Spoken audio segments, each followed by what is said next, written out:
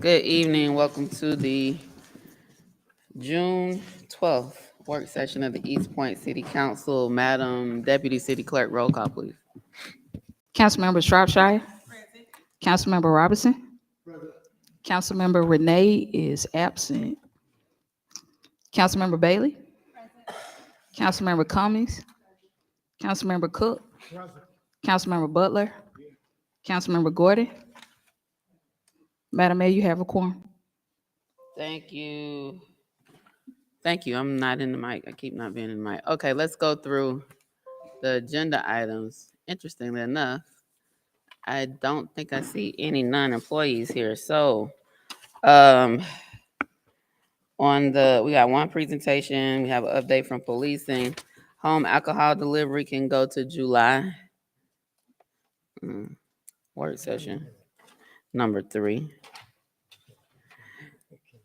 We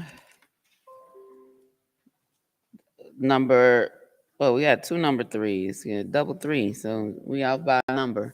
Resources and supports to strengthen the permitting process. Councilmember Bailey, you want to discuss that tonight?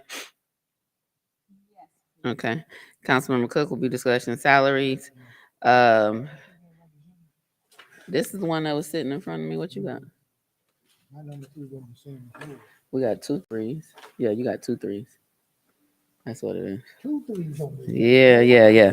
3A and 3B, we'll call it. 3A, home alcohol delivery. Well, actually, we only end up with 1 3 because home alcohol delivery is going July. Okay. Bank-owned property housing in East Point. Councilman Shropshire, you want to discuss that tonight? Squatters in East Point. Councilman Shropshire, discussion of adoption of streets. Item 8, Councilman Shropshire. All right, so July.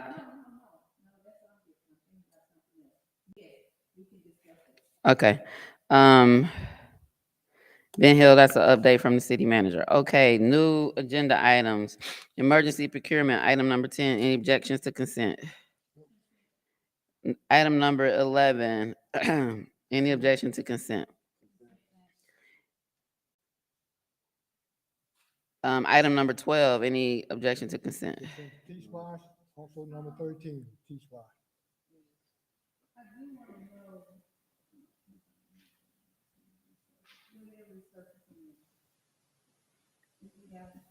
So you we'll briefly discuss this one, so we'll know what this what this number 12. We'll leave it on for a brief discussion to talk about the projects being covered. Item number 13 is T-Splot's Ben Hill Road. I know we've been talking about that for quite some time. Any objection to consent? This is Ben Hill and Ward C, right? Yeah, it says road north. I'm bad with north, south, east, west. I do wards better. So I think that's Ward C with consent. Item number 14. Repair of clear set wells at the water treatment plant. Any objection to consent? 15. Any emergency procurement to replace actuators. I can't talk. Any objection to consent? Number 16 is ordinance to adopt comprehensive plan. It's my understanding that staff would like this one placed on the July work session. I think it just went before planning and zoning. So 16, July work session. 17, we'll have a presentation from staff. 18, participation in CDBG, Fulton County Urban County CDBG program from 2024 to 2026. That should be a consent, right? We definitely want to stay in that. Resolution authorizing abandonment and conveyance, city-owned property, Washington Avenue between Norman Berry and Akron. Norman Berry Village. Okay, consent. This is from a previous project. ARC Green, you said 20 you wanted to pull, Councilmember Robertson, or is it going to a different? Do you want to go to July work session or just pull it? If you put it. Double check our original resolution. I think most Okay. Okay, so we'll pull that one. 21 stays, 22 is a discussion, and 23, alcohol consumption hours at businesses. Councilman Shropshire. Okay, so Madam Deputy City Clerk, we have items 10, 11, 13, 14, 15, 18, and 19 on consent. Items 3A, home alcohol delivery, and item 16, comp plan, July work session, and item number 20 pulled. All right, don't see anyone outside of staff, so we will get started with our presentations. Councilmember Butler, Councilmember Gordon, intruder affidavit, immediate action to remove squatters.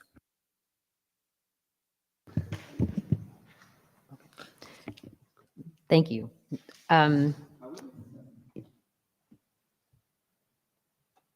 Ready? Thank you. This item is regarding what is known as an intruder affidavit. Councilmember Butler and I saw it on the news last month and thought this might be another tool that property owners in the city might utilize, because as we know, evicting squatters is a very timely process. I think that we might not be able to call this an immediate action, but it certainly is more of a swift action for cooperative property owners. And I think we might hear a little bit more about this beyond the chief's presentation. But at this time, I think Chief Buchanan is prepared to talk to us about it. Councilmember Butler, you have any opening comments? Hold on, Chief. No, ma'am. Thank you. Go ahead, Chief. Good afternoon, Mayor, Council, City Manager, City Attorney. I'm Chief Sean Buchanan, East Point Police Department. We're going to talk about the intruder affidavit. I'm going to kind of explain to you, first of all, what an eviction is, and that way we can kind of go into an intruder affidavit.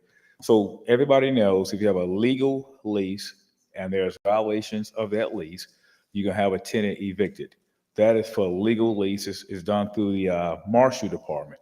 Well, I was unaware of this until I received a phone call. And the Sheriff Department handles what they call an intruder affidavit. And an intruder affidavit is basically a homeowner, like the landlady in DeKalb County. She was on military leave for a year. When she came back, someone had squatted in her home. They used a fake lease and things of this nature. Well, she's the legal homeowner. She fills out an intruder affidavit, goes to Superior Court. The Sheriff Department, not the marshals, they come and formally evict the person and arrest the person. The biggest thing with intruder affidavit is, just like a regular eviction, you have to be the legal owner. The issues that we've been having is we don't know who the legal owners are on some of these properties. We're actually doing research right now today on some of the properties in, not Savannah, but Lake Estates. So that's the biggest issue. The easiest thing, though, is an intruder affidavit because it's a whole lot quicker. Now, doesn't mean it's going to be fast, but it's a whole lot quicker than the eviction process. And it's done for all these fraudulent leases. Because, for example, Councilman Robertson, if someone occupies your home, you know you're the owner of the house, you have not given a lease to that person, they have a fraudulent lease, the court department will look at that and know it's fraudulent and do an eviction and lock them up. Now, so that's basically what an intruder affidavit is. I'm also going to speak to you a little bit about what Solicitor Weems City Attorney Weems just came up with through our hotline, where we're going to do it through the city as well to kind of make things go a little bit faster as well when that comes up.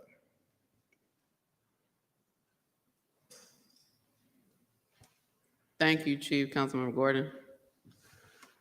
Yield to Councilmember Butler. Thank you. Councilmember Butler. Thank you, Madam Mayor, and thank you, Chief. I would like to say this for the public and for the council. We had a great HOA boot camp where it defined who gets dispossessed through eviction and who has an intruder affidavit done. This is an immediate way to get rid of the squatters that are in these homes. It was something that was relegated to obscurity.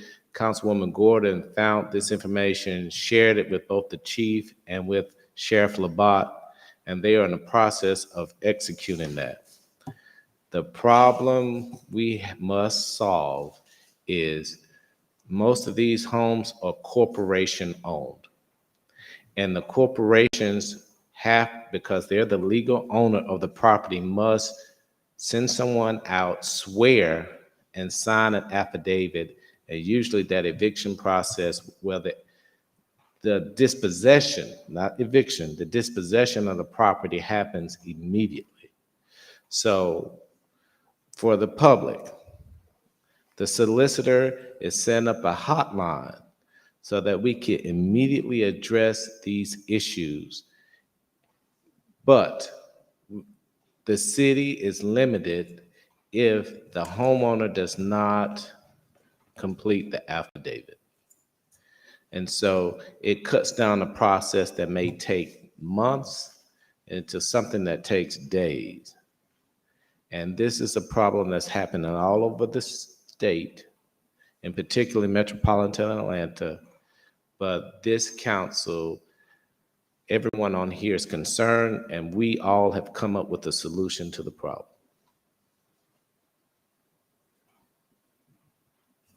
Councilmember Robertson, Councilmember Shropshire. Thank you, Madam Mayor. Two questions. One, when you said it's a swift process, do you have a time frame on So that? I will tell you, it's case by case. In the DeKalb County situation, that was a large case, made the news. You're talking about a military vet. They did that within a week. I'm not sure every case is going to be within a week, but it's a lot quicker than an eviction process. So a follow-up question. So basically, this process goes through the sheriff's department? Yes, the sheriff department. What role would East Point play other than the hotline? Or So I'm going to talk about the hotline because that's a little bit different from what we're doing for the affidavit. But the sheriff department handles the intruder affidavit. And we'll work with the sheriff department to make sure they get the proper paperwork and get things expedited. I've talked to the sheriff about it, and he's definitely wants to work with us to make sure that's done. And like I said, it was a process that people had kind of forgotten about because we haven't had a squatter problem in the past. So it really wasn't used, but it's been on the books for a while. So because all these squatters, all of a sudden, they're bringing that back up, and it gives us some bit more power to deal with this. thank you very much. I yield, Madam Mayor. Councilmember Shropshire. Thank you, and thank you, Chief Buchanan, for bringing this information. I'm just wondering, because I know for the past couple of meetings that we've had, the work session as well as what's been in work session, we've had this squatters on the agenda before this intruder affidavit came up. And the question has always been, what could be done more to strengthen what we have, or what could be done to help, especially Heritage Park, who was invaded by squatters. And the question and the answer has always been, we have an ordinance in place that we could utilize. And so now we have this intruder, and that was from, and you were here as well as the solicitor, the interim city attorney was here, and now we have this before us, which I'm fine with, because whatever works, works. But what changed the process for bringing this this intruder part? Because the question has always been, what can be done? And it was always an ordinance quoted. So how will this work hand in hand? And I don't know anything about what the interim solicitor have. I don't know if anybody else were privy to any conversation for as a hotline. So I don't know, but can that be explained? So in the past, I'll be honest with you, I had never heard of an intruder affidavit. I didn't hear about it until Councilwoman Gordon called me in reference to the DeKalb County case. When she called me, I called the sheriff's department, and he said they hadn't used it in a while, but since that DeKalb County case, they're starting to use it because, like I said, it was kind of forgotten about. It's been on the books a very long time, but it just kind of forgotten about because no one ever used it. They were using the eviction process. So once they went over the laws, they said this is a better way to do this because this does not involve a legal lease. These are fraudulent people, basically, who's stealing people's houses. So I spoke with him again last week about this, and he said once a person, we have this issue, they'll immediately jump on it.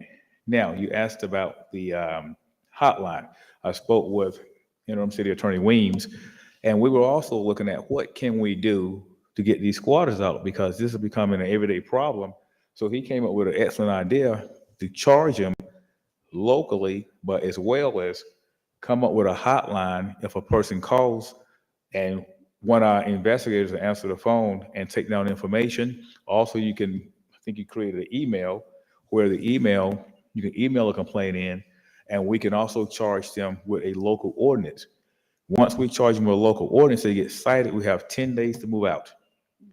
Now, if they come to court, they can try to fight it, but I will let the city attorney further explain that. But I think we just want as many tools in our belt as possible, and the more stuff we can use, the better, because even if they come to local court, if we still working with the intruder affidavit, our goal is not only to arrest them, get them cited, but get them out of the house as quick as possible. So that's what we're doing. And city attorney, would you like to go ahead and go over the,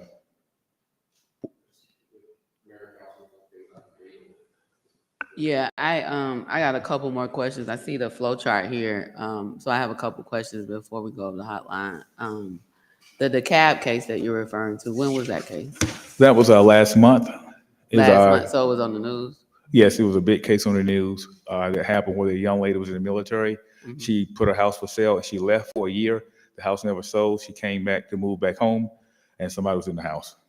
And so she used the intruder affidavit? Yes. Okay.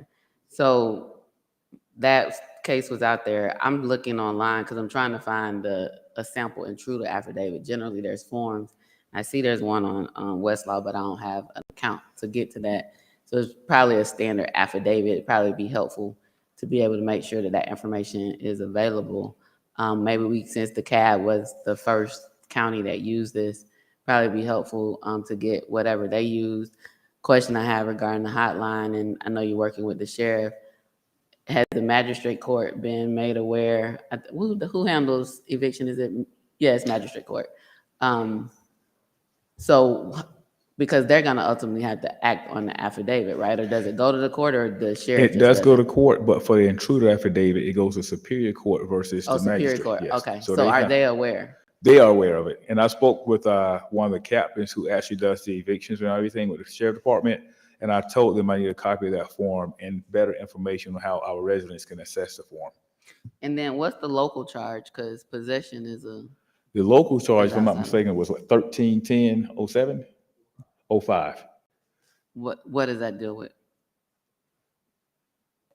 It's a fraudulent scheme or trick to gain something valuable that Oh. belongs to another. So it's a misdemeanor.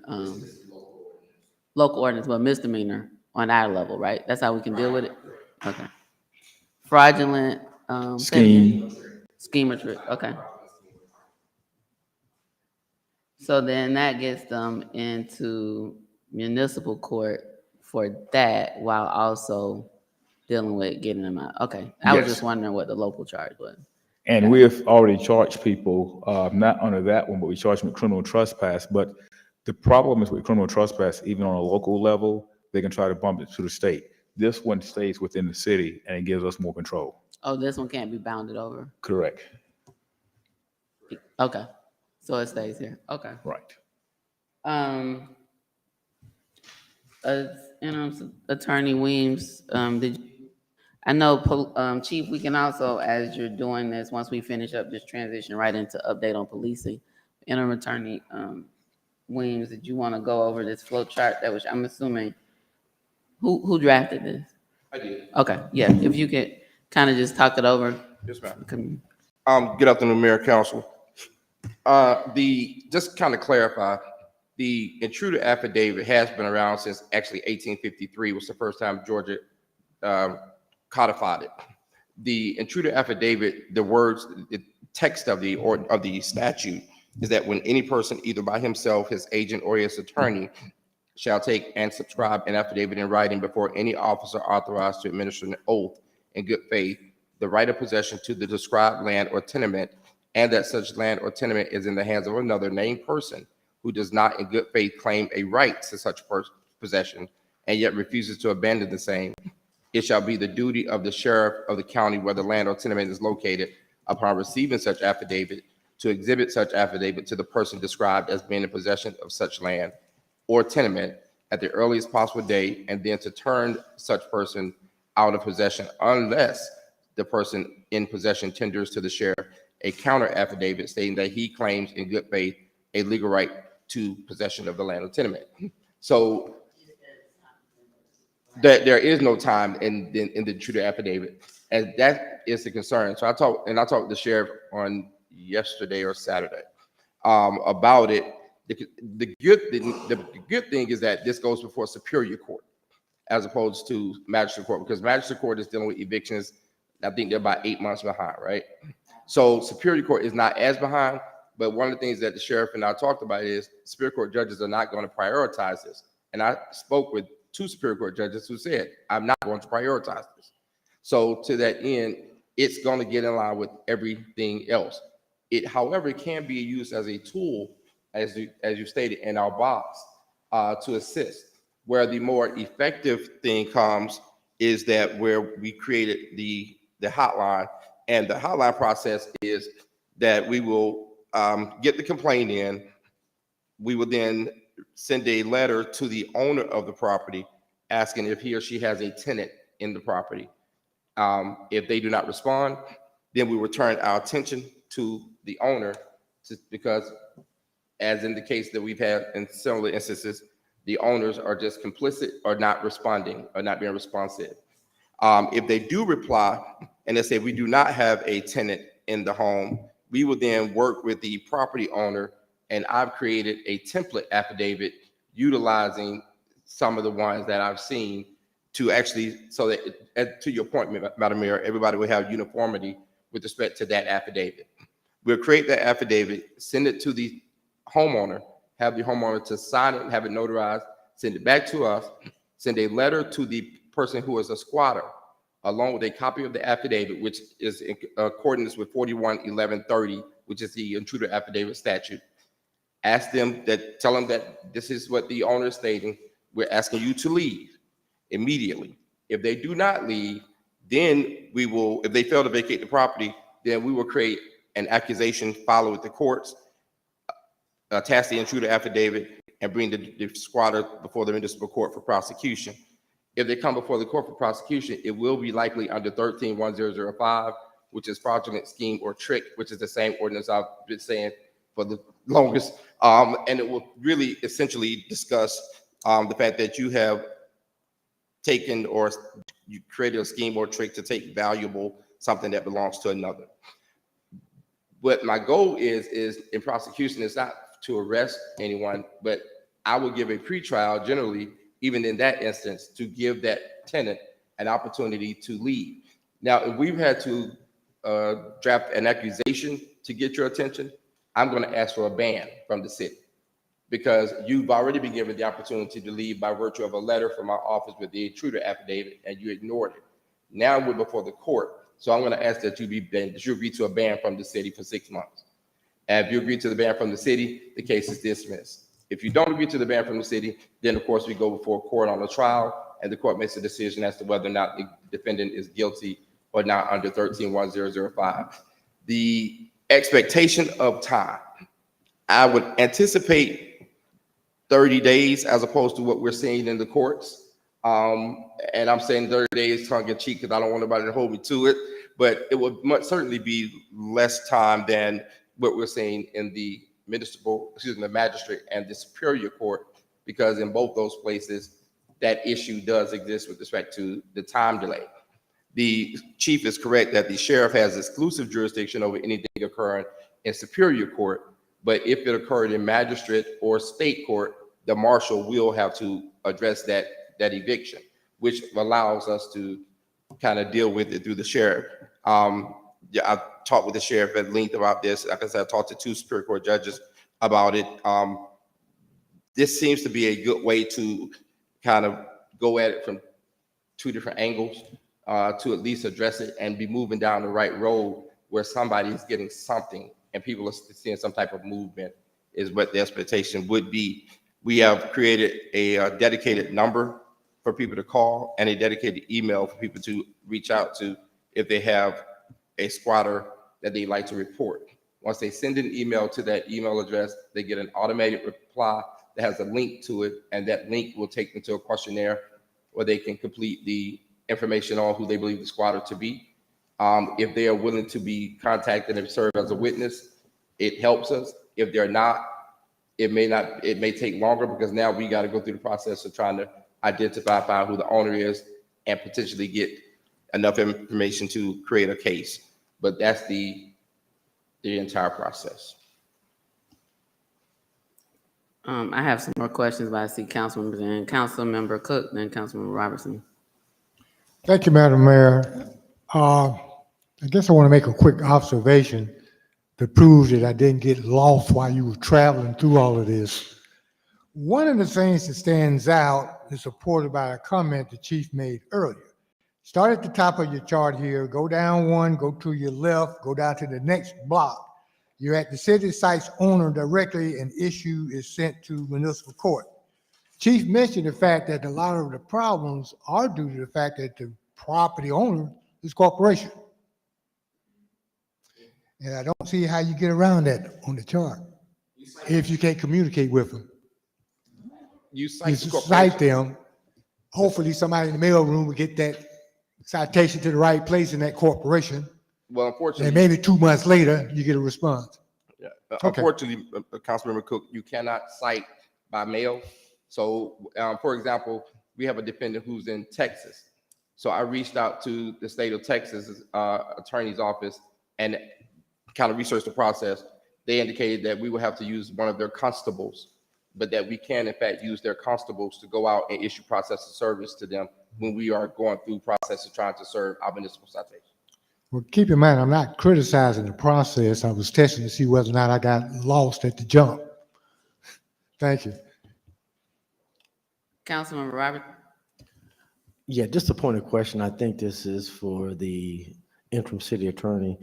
In reference to the squatters, I'm under the impression you said you notify them via mail. Is that correct? And that mail, I'm assuming, is sent to the house that we're saying that they don't live in. Is that correct? Where they need to prove that they live in, and they use sometimes mail to prove that they live in it. Is that correct? Yes, sir. All right, I yield. That's it. Councilmember Gordon. Thank you. This is final round. In speaking to, I know that there's been squatters in my neighborhood, Heritage Park. We pretty much, I think, got them all out, maybe except for one, Yes. maybe. And then Lakeside is still dealing with some. I know that you spoke with some of those residents on Saturday who attended the boot camp. And the issue at Lakeside is just what we're talking about, that and I talked to someone yesterday there, no response, or I should say non-responsive owners. And there is an issue with corporately owned properties as well as fractionally owned properties, where there could be 3 or 4 of us that own a property, and who do you contact and who's going to be responsible? So I would hope that this process is going to be able to kind of help us push through that, because I think one of the properties I looked up in Lakeside for ownership was not even in the country. So it's just a challenge. You know, I was doing a lot of research, and I think Florida is one of the states that has the most squatters going on, and Metro Atlanta is just insane. So I thank you for researching this further and bringing this to us tonight. Let me just add something. So if the house is individually owned, it's a very easy process to get someone out. The problem is in these corporate-owned communities.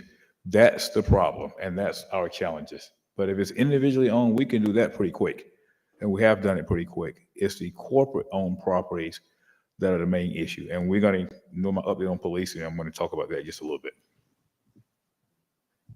So that brings up the issue of, it's not the ones that you're still having challenges with are the ones that are owned by corporations or people out of the country. And if the intruder affidavit has to be filed by the owner, that's not going to help. No. If a corporation can be sued by, I mean, the resident agent is the person that like receives process for all of whatever, but like a corporation can't necessarily go to jail or be criminally penalized.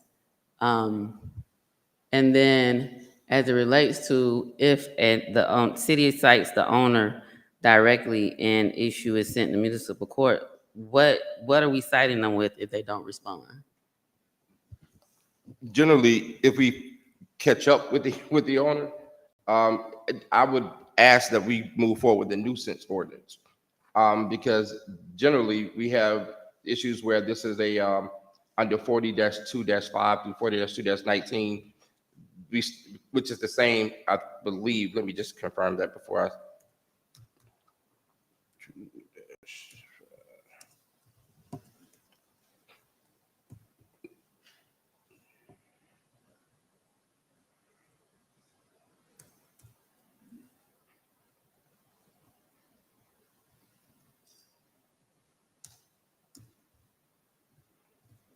I'll get sure I get it to you, but it's the same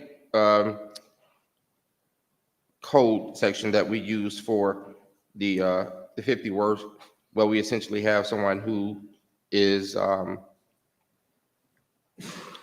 trying to still find it. Well, we have someone who has a property that they own, but the property is in some way being used for criminal activity. There is an ordinance that we have that is, it's just very, very broad.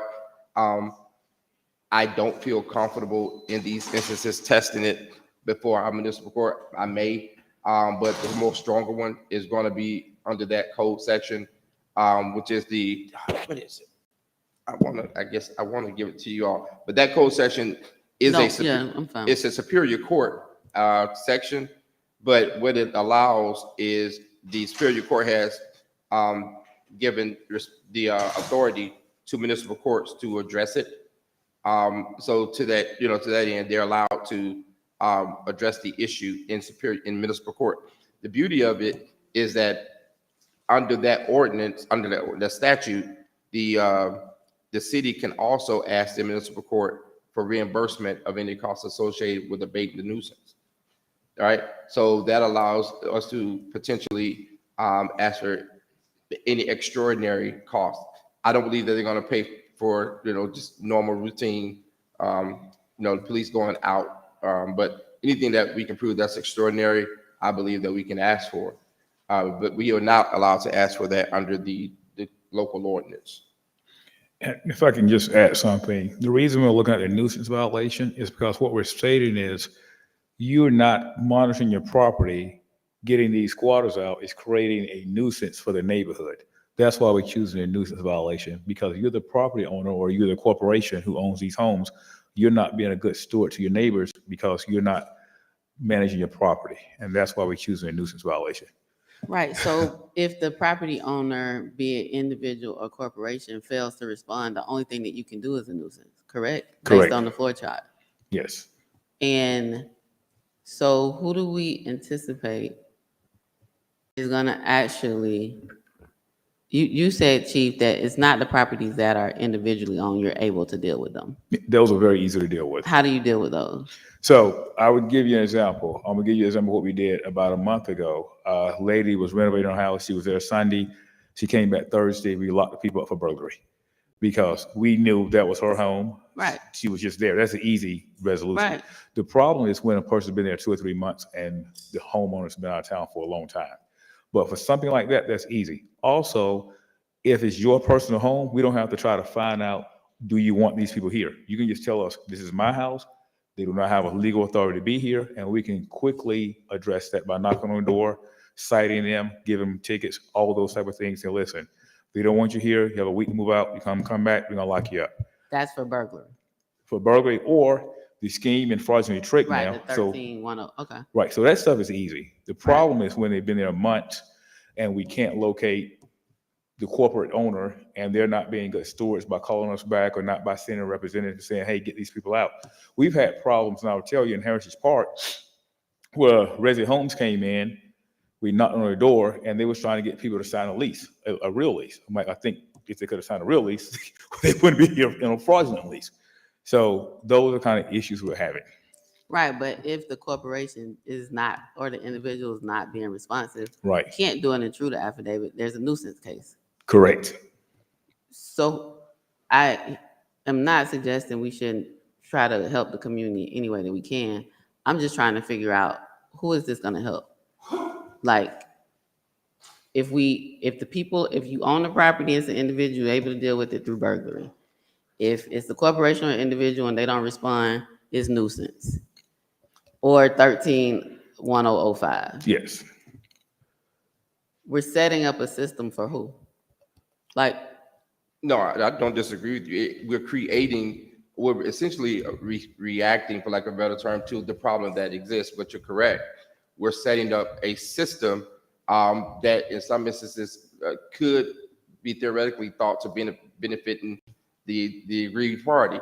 But if we have I guess it's the only thing that we kind of have in our arsenal at this point, because here's the issue, and that code section is OCGA 41-2-9 through 41-2-19.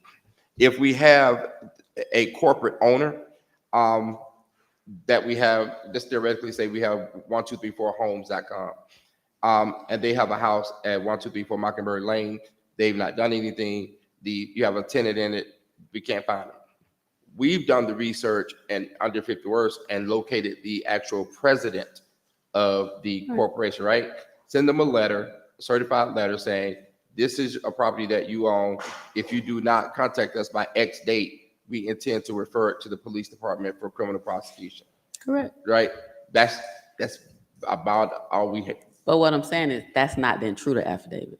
No, because the intruder affidavit, at that point, the intruder affidavit is out the window because we're not prosecuting the person who's the tenant, because the person who's the tenant is still there, but the person who's the owner of the property has not responded. So now we have to turn our attention to the owner to say, you have a responsibility to your property.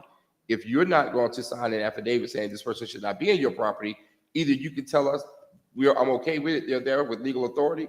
But if you're not telling us that, we're only assuming that they're not. All evidence points to that. They haven't said to us that they are not. Now, we have some instances where people have shown us leases on their phones and things of that nature. But where we don't have that, we're left only with that avenue to say we have to go with the nuisance petition. Correct. And then if you talk to the owner, it's a burglary or a fraudulent is what you charge the person who's living there. You take them from the home, arrest them. And I feel like I'm asking the same question. I'm not understanding who this program is targeting. Oh, that's what you're asking. That's what I Yes. thought you were asking. Basically, who's this program going to benefit? If it's more expeditious for you to go in if you're able to arrest somebody for burglary Yes. or for Fraudulent scheme or trick, right? Whether Correct. they do an affidavit or not. Right. Even if there's no affidavit present, you can reach out to the resident agent for a corporation or president. And if they're not responsive, you got to file a nuisance. I'm trying to figure out who does this. You say, Like, what is the benefit of the intruder affidavit? And that might be why it hasn't been used as much since 1800s. Because I'm asking questions. Like, whatever we can do to help residents. right. Doesn't sound like it's a solution to Lakeside Preserve with the corporations that are the owners of those properties, right? Correct. You're gonna have to do a nuisance. But remember, you're right. The intruder affidavit is weak. The concern, though, is when somebody is living in a house, of course, as you understand, they have these, what they call theoretical squatters' rights. The other thing with the intruder affidavit that makes it not so strong is if the police officer or the sheriff's office presents it to me and I'm squatting in somebody's house, all I have to do is refute it based on the text Right. of the statute. And once I Then you gotta go refute to it, court, I got to go back to court. and Superior Court is not gonna prioritize it. They're not prioritizing it. So, but I think but it helps us though, because if we're sending that to the tenant the squatter that is there along with the letter demanding that they leave to say, we've been in touch with the real owner. He or she knows that you're in here. And they also have stated that you should not be here. But the chief can go there and they can file burglary or fraudulent scheme or trick to arrest them. They could. So this is the advantages and disadvantages. The intruder affidavit has some issues. However, once the Superior Court judge signs it, we can arrest them, but we don't evict people's property. The sheriff department can evict the property. And I think that's the biggest thing, because once they got to jail, we don't want them coming back. So it's not up to the, so for example, it's not up to the owner anymore to say, okay, this man or woman's in jail. I got to hire a company, a moving company to get that crap out my house. The sheriff department literally evicts them, Okay, if that makes any. no. It sounds very ineffective and very costly to do a process and put something in place that really is not going to get to the end goal, right? If they're in there is burglary, if you arrest them, they're not in the house, correct? Correct. And so if they do an intruder affidavit and it has to go to Superior Court, which can take however long because the judges are not prioritizing. So just because the intruder affidavit is filed, does the sheriff has the immediate ability to go in and take them out? Or it has to go before a After, judge? it has to go to court. It has to Yeah, go to- after right. hearing, that was a rhetorical question, correct? Yes. So, yeah, Madam Mayor, I believe the part, what my recommendation and advice to the chief was, the benefit, if any, for the intruder affidavit is to prevent you having illegal eviction, where you have legal holdover tenants, where people have had actual leases, but they remained in the property afterwards. I'm sorry? if you had a lease and you're a holdover, that's one of the causes of action in landlord-tenant case, a holdover case. Exactly, but if people know that we have this squatters hotline, for That's, example. but that's not a And squatter. they're attempting to utilize it, because you may not utilize it, but we know that people in the public may say, well, I want this person out of my house. I'm gonna say they're a squatter. But you can't say they're a squatter if they had a legal lease and they're a holdover tenant. No, you're absolutely correct, but that doesn't stop them from making the claim. But if we act upon that, knowing that that's an illegal eviction because they've had a lease, and Which so is- the landlord-tenant laws kicks in there. Which is why I believe the intruder affidavit certainly protects the city by saying, this person who's the owner says, you're not the property owner. I hear you, it's not State very law is strong. gonna supersede local law. And if we get into becoming a sheriff and doing things that we don't have the authority to do under state landlord-tenant law, which I practiced in Georgia for over a year, 2 years, that's an illegal eviction. Then we're gonna be exposed to liability for that. I'm not gonna evict anybody. We're not. I don't think we're saying that the city intends to practice any, or to covert state law, but the intruder's affidavit, I think, protects the city because it puts a document on record to state that the owner has actually stated this person does not have a legal authority to be there. Otherwise, Madam Mayor, we go out there and we, take an action against somebody who their neighbor says shouldn't be there. We could potentially, if they showed us, well, wait a minute, I got a lease, I'll say, get out of jail. I got a lease here, I had an old lease, and this was just the owner's way of trying to get me out. Then we're in a pickle. And also, let me Oh, just that's kind of, landlord-tenant law. That's landlord-tenant court. if I can. Go ahead, Chief. Clarify one quick thing. So the biggest thing with the intruder affidavit is like the examples I gave, we arrested somebody pretty quickly. That's not an intruder affidavit situation. An intruder affidavit would be more of a person who's been there for months, and you may have been out of the country for 6 months, and somebody's been in your house for 2 months. That's a better use of the intruder affidavit. Councilmember Clemmons, yeah, I'm just gonna, I hear you. Councilmember Clemmons and Councilmember Gordon, I practiced it for 2. Thank you, Madam Mayor. So let me make sure, because I'm all the way in the weeds now with this whole thing. So if my house, I leave, I go out of town for 6 months. I come back, Butler is in my house. He's done a lease and all that good stuff. And I say, hey, you shouldn't be here. Right. I come to you and I fill out the intruder affidavit, and then you all can remove him from the. So you go to the sheriff department, Yeah, go and I to the want to make sheriff sure it's department. clear because I don't want anybody to misinterpret it. Yeah, Okay, so that's I through go the to sheriff's Sheriff's department. Department, I fill out the intruder affidavit, and then you guys can come in and you can So remove him from. after that happens, Mhm, you fill out the affidavit, you would go to Superior Court right. and swear to it, and then Superior Court would give that intruder affidavit to the sheriff department, who would then come out and do the eviction. So what this is it's not an end all to everything what we have to do with the squatters, but it will take care of this particular squatter situation. It did in DeKalb. That's what happened in the cab, correct? So that's what happened in the cab. Okay, And- so, and that's fine. I'm just saying, I just think this is an additional tool to add to the toolbox of what we can do. We can't address every issue with this intruder affidavit, but it can take care of some situations. And I know the process, I think there are months and months and months and months behind when it comes to actually evicting somebody. Yes. Because if he's in my house and he's been there for 6 months, he can have bills and everything, and then that's a process that you have to go through to actually have him evicted, because he's had mail that's come there. So pretty much it's my word, it may be my word against his. But if I swear to this on this affidavit that Butler should not be in my house, I go and I file that with the sheriff's department. Yes. They can, within a matter of days, remove him from the property. So in theory, days, yes. Okay. But after they've gone to court through that process. Okay, that's fine. So this is just, like I say, it's not gonna answer, it's not gonna solve all the problems, but it will take care of at least that particular situation. Yes, that's what we're And trying I to think do. that's the thing that we, we just need to remember that. It doesn't solve every problem, but it does take care of one particular situation, which does, I mean, in essence, it's another tool to add to the toolbox for what we can do with regards to the squatters. That's what we're trying to do, just add more tools. I yield. Thank you. And I echo those sentiments. It's not a cure for all things. For instance, in Heritage Park, the corporation that owned many of those homes has been cooperative. They weren't someone that we couldn't get feedback from. They even came out and met with the police. So they are cooperative. However, at the time that this was going on, we didn't know about the intruder affidavit because their thought was that they needed to go and file evictions to get the squatters out. I do not think that we need to sit here and believe that every time there's a squatter, the police can just go arrest them for burglary and then that's it. If that was the case, nobody would have squatters in this whole country, right? So there's a reason why you couldn't evict the squatters, even the ones that, were there just a month ago.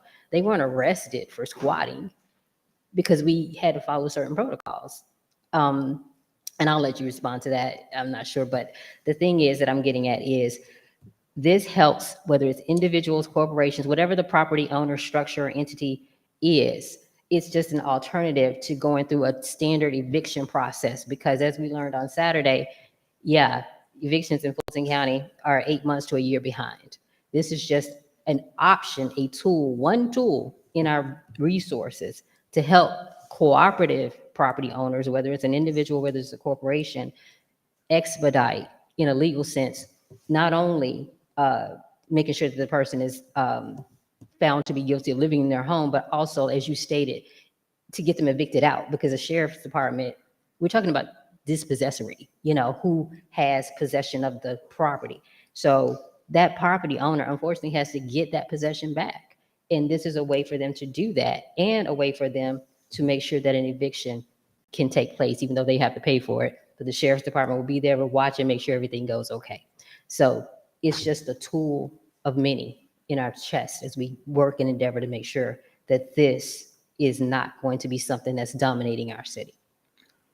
Yes.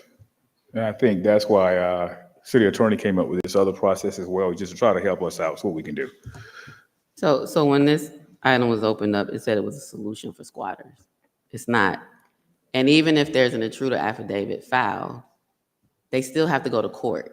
So Correct. this idea of it's different. It's not called an eviction, but they still have to go to court for the sheriff to be given the authority to have to dispossess the person. Yes, It has to go to Superior Court. correct. As interim city attorney has said, the Superior Court judges that he's talked to has said they're not prioritizing it on the docket. We don't know what that necessarily means, but I think we need to be clear to the public that this doesn't mean you file an affidavit and they're out tomorrow or this week, right? Correct. That's going to be totally up to the court. And when the court sets the hearing, just like on an eviction, the eviction has to go to court, the intruder affidavit has to go to court, and the judge has to act, correct? Correct. Okay. You're referencing, Madam Mayor, if I may, that's as relates to the Superior Court intruder affidavit process. Right. Which is why I created something totally different now that we could utilize I guess I should say rapidly, or that's more reasonable and will happen quicker in municipal court.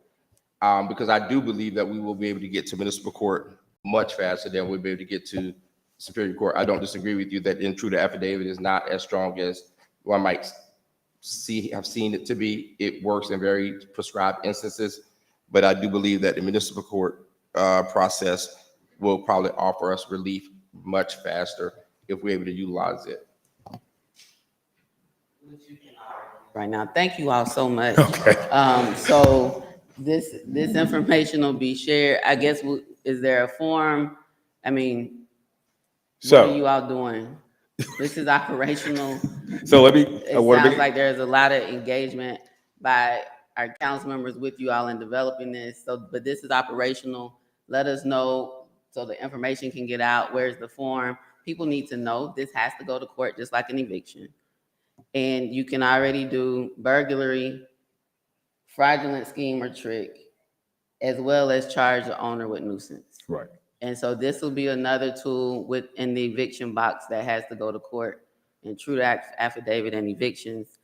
And, we'll be the second city since 1800 or however long to I try just to wanna put this in place. clarify one quick thing. Nobody helped us. They did tell us about it, and I looked at it. This is just a tool to use. And I just want to make sure it's clear. East Point Police cannot do an intruder affidavit. I want to make sure everybody knows that it's through the Fulton County Sheriff Department. And the reason I want to clarify that, because I don't want people coming to the police department trying to do an intruder affidavit. So I just want to kind of make that point clear. All right, next up is, update on The police. police. Please stay up. Okay. I think that's enough about the squatters. So we're going to move on to some more positive news here. Lieutenant Wilkins from the police department, myself, and Dominique from IT, we applied for a $1.6 million grant. And I just want to give Lieutenant Wilkins some credit because she wrote a good grant. But we applied for a grant called Eye in the Sky through Governor Kemp's office. That's for $1.6 million. We was awarded the grant, so that's huge. And the reason that is a huge opportunity for us is because we've been speaking about the camera systems we want throughout the city. East Point has about 400 streets, if I'm not mistaken. So literally, this grant will allow us to probably put 250 cameras out of 400 streets. So that's going to be revolutionary because we can truly track individuals from the minute they come to the city to the minute they leave. Plus, coupled with Fuses, it's going to give us a true crime center where we can monitor every single situation. So I'm looking forward to just starting implementing this. I'm meeting with camera people tomorrow. That's going to be a game changer for the city. It's going to make the city safer. It's going to make it better. It's going to make it more livable. Plus, it's going to engage us a whole lot more with the public. Motel 6 and on Virginia Avenue is a nuisance. We filed nuisance for it last week. Also, a couple other businesses we've had some issues with. We're really going to look at the problems that we've had with some of these businesses just not cooperating. Brookfield Apartments, we filed nuisance for a couple times. They've changed. If you notice, they're gated, they've cleaned up, they've done a lot of things to make it a better community. So we want to do this with more businesses in the city because some of these places just plaguing our community and it's not necessary. We shouldn't have that. People deserve better. So we're really looking at a better way to do things in the city. Councilmember Robinson. Yeah, first of all, that's big news. Congratulations, great news. The Eye in the Sky, they will be other cities will be able to have access to it as well. Is that correct? Correct. Vice versa. And vice versa, yes. Okay, that's very good news. It does make and create an environment. There's been a lot of questions about what can we do better. So congratulations and good work. I yield.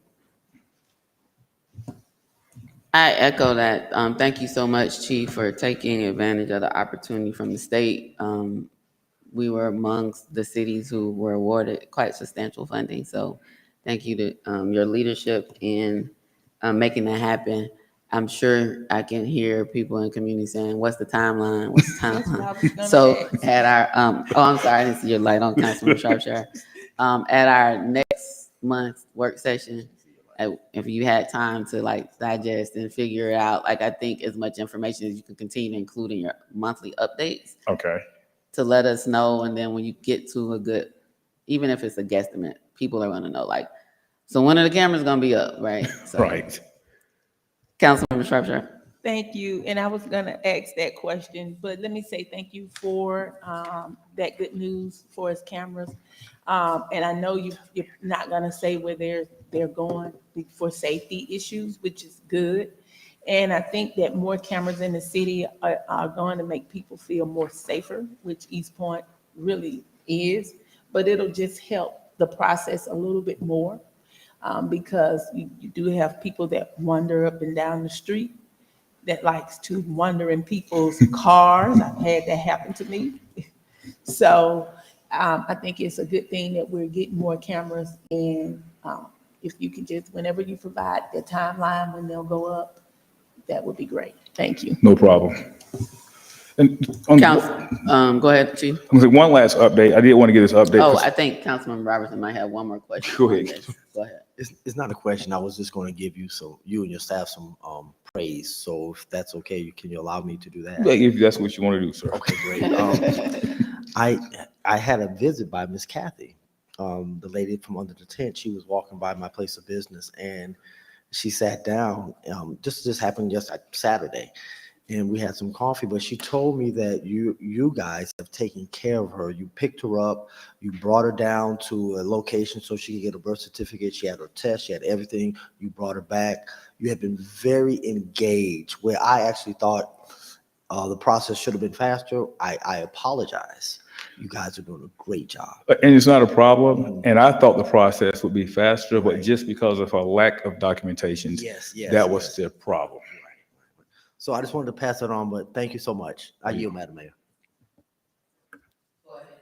So real quick, I kind of want to, we had a 9-year-old shot 2 Saturdays ago, and we figured out that another juvenile who was 9 years old accidentally shot him. And I just want to make a plea to parents: if you have weapons in the house, lock them up, keep them away from children, do some child education with guns, because there's a tragedy. The 9-year-old child died, and literally he died because he was accidentally shot outside the house. The kid was playing with a gun inside and shot him outside. So it was truly an accident, but the child should have never had access to a loaded firearm. And it was not only one loaded firearm in the house, it was multiple. So if you're a parent or a guardian of children, I urge you and beg you that every year somewhere in this country this is occurring, and it needs to stop. Be a responsible gun owner. That's all. Councilman Butler. Thank you, Chief, for that update. That's very important. Are there any criminal charges for the parents of the 9-year-old that accidentally shot the child? We're working on that right now. I will tell you, active warrant is for them. I'm hoping I get some news shortly, but we've been looking for them today. So yes, and there's I won't discuss what charges, but it was definitely some charges, because that's just a tragic situation. Thank you. No problem. All right. Thank you, Chief. Thank you all. Have a good night. Next up, resources and supports to strengthen the permitting process. Councilmember Bailey. Thank you, Madam Mayor. I think we have this on the agenda quite often, and it's because of all the great work that Kimberly Smith's department and city manager is doing to get feedback from our residents and implementing different strategies to improve the permitting process. And we just want to hear an update of some things that have occurred so far. Thank you, Mr. King. Thank you, Councilor Bailey, Mayor, council members. Yes, we had a most recent focus group meeting, which was very good meeting, very robust meeting on Saturday at the City Annex building, where we had some business owners, some residents come forward. And we had a review of all the data that was collected from our first meeting. I want to give kudos to our team who came out. Also, I want to give a shout out to Tyler McSwain over there. Tyler, raise your hand. Tyler is our newest senior planner, who was very engaged on his first day out. And, him along with Tanya Miller and also Taylor, raise your hand there, Taylor, right there, who came to our meeting. They are very engaged, along with the Turnkey Solutions and our residents and business owners. And we really had a great meeting talking about all the various types of solutions we're coming up with. We're going to have a number of things we're looking to engage in. We brought forward some information from our first meeting, which was held, of that data that came out. We had technological type of adjustments we're looking to do that we're going to bring forward. We also have a number of things we can do in terms of staffing that can be brought forward as well. One of the things that they want to get done first, and this was a vote of our focus group, is they want to go and have the survey go forward. Turnkey Solutions has a survey they're going to be sending out citywide for all residents and business owners, because they want to partake of some more data to give our residents as a whole, beyond the focus group, to get some dialogue from them as well. And so it was the agreement of our focus group team members that they want to have that take place first. Their turnkey solutions will be going forward with the survey in the coming days ahead, of which you'll be seeing that. We'll also be asking for your input as well, so that you can get at your resume. We want to go to neighborhood associations. We want to go to the business associations. We're going to go to everybody in the city, business and residents, to get their input. So I'm going to be expecting to get all of you on this council and all of our staff to send it out and get their input. And then there was a decision of the focus group that they want to get that feedback first, then they want us to come forward. And so it was exciting to see all that dialogue, because they said, hey, we want to engage on a higher level. So someone to come forward now because they were so excited about what was being brought forward. But it was a general consensus that they want to wait and have that data come forward from the surveys. And so also we're going to engage our employees as well, get their input as well. So it's exciting to see the timeline they're anticipating. We'll have the survey data, or hoping for next month, and get that going forward. So once we have that, I'll be coming back and bringing you that information, so you'll be seeing that. And then once we get all that data in, we're going to bring back the focus group, meet with them, run it by them, and then the focus group will come up with some list of recommendations that include the data from what they've come up from their dialogue, also from the surveys as well. And then we're going to come forward with some solutions. So it was their recommendation that we wait to have that come forward, and then the goal is to have that hopefully by the end of July, if not beginning of August. So we're excited about that. And I want to thank you, Mayor and council members, for empowering us to go forward with that endeavor. And I want to thank Turnkey Solutions, all our staff as well, for participating. Kimberly Smith and her team, Santo Bowles, all the members who have been a part of I Call My A team have been very vital in helping that go forward. So I want to thank all of them. Councilman Bell. Thank you so much, Madam Mayor. Thank you, City Manager Darren, and also Kimberly Smith and your team. It's great to get the input from the focus group, and I hear you saying that we'll also have opportunity to complete the survey and the business owners. So I just think it's a lot of great work, and I'm looking forward to all the progress that your team's going to make. Thank you so much. Next up, Councilmember Cook, discussion on changes of council salary. Thank you, Madam Mayor. There's not a lot to report tonight, but this project is following the tail of another project, and that is the overall compensation for all employees. However, we want to make sure we stay within the boundaries of the state law as it relates to elected officials and their compensation. So one of the things I just want to remind everyone of tonight is that we probably have to be closer to it, what the exact amount is going to be in a few more days. But the ultimate goal is to not exceed the minimum salary for the regular employees. The other element we have to adhere to is the publication. And that simply means that we have started as early as we have to meet the appropriate deadlines. And that simply means that by June the 26th, we should have the first notification in our public media. July the 4th, week of July the 4th, we will have the second notification. And by July the 10th, we will have the third notification, of which the council will vote yea or nay at the next official council meeting. The other requirement of the law we must meet is that whatever this council decides, it must be publicly notified prior to anyone who wishes to qualify for this fall's election that could be impacted. If we don't meet that critical deadline, then whatever we want to do will be invalid for this particular year. Also keep in mind that whatever numbers we decide on, two things will happen. The news media will report the total impact that increase will have on the entire city's budget as it relates to elected officials' compensation, and the fact that the effective date will not be before January 1st of 2024, fiscal year 25. Madam Mayor, that's all I have. I don't see any lights, so I just have a couple of questions. When you said the notices have to go out the week of June 26th, July 4th, and July 10th, what is the amount of the salary increase included in the notification? And if so, that means this council's gonna have to decide either tonight or at the June 20th meeting, next week, so that you can meet the dates of June 26th, July 4th, and July 10th. So there's gonna have to be a decision made. And so I don't know if you all want to talk about the amounts of whatever the increase tonight, because that's gonna have to take place. If not, those dates won't be met. And it'll be pushed back to, I guess, July 4th, July 10th, and maybe the week of July 16th. But if that's a threshold issue, that has to be discussed. And then, Madam Deputy City Clerk, do you know the dates of qualifying in August, the actual qualifying dates? The city clerk typically does it around the third week of August, I believe. For Right, like but the first actual 3 dates days. haven't been set yet. Let me see. Third week of August, okay.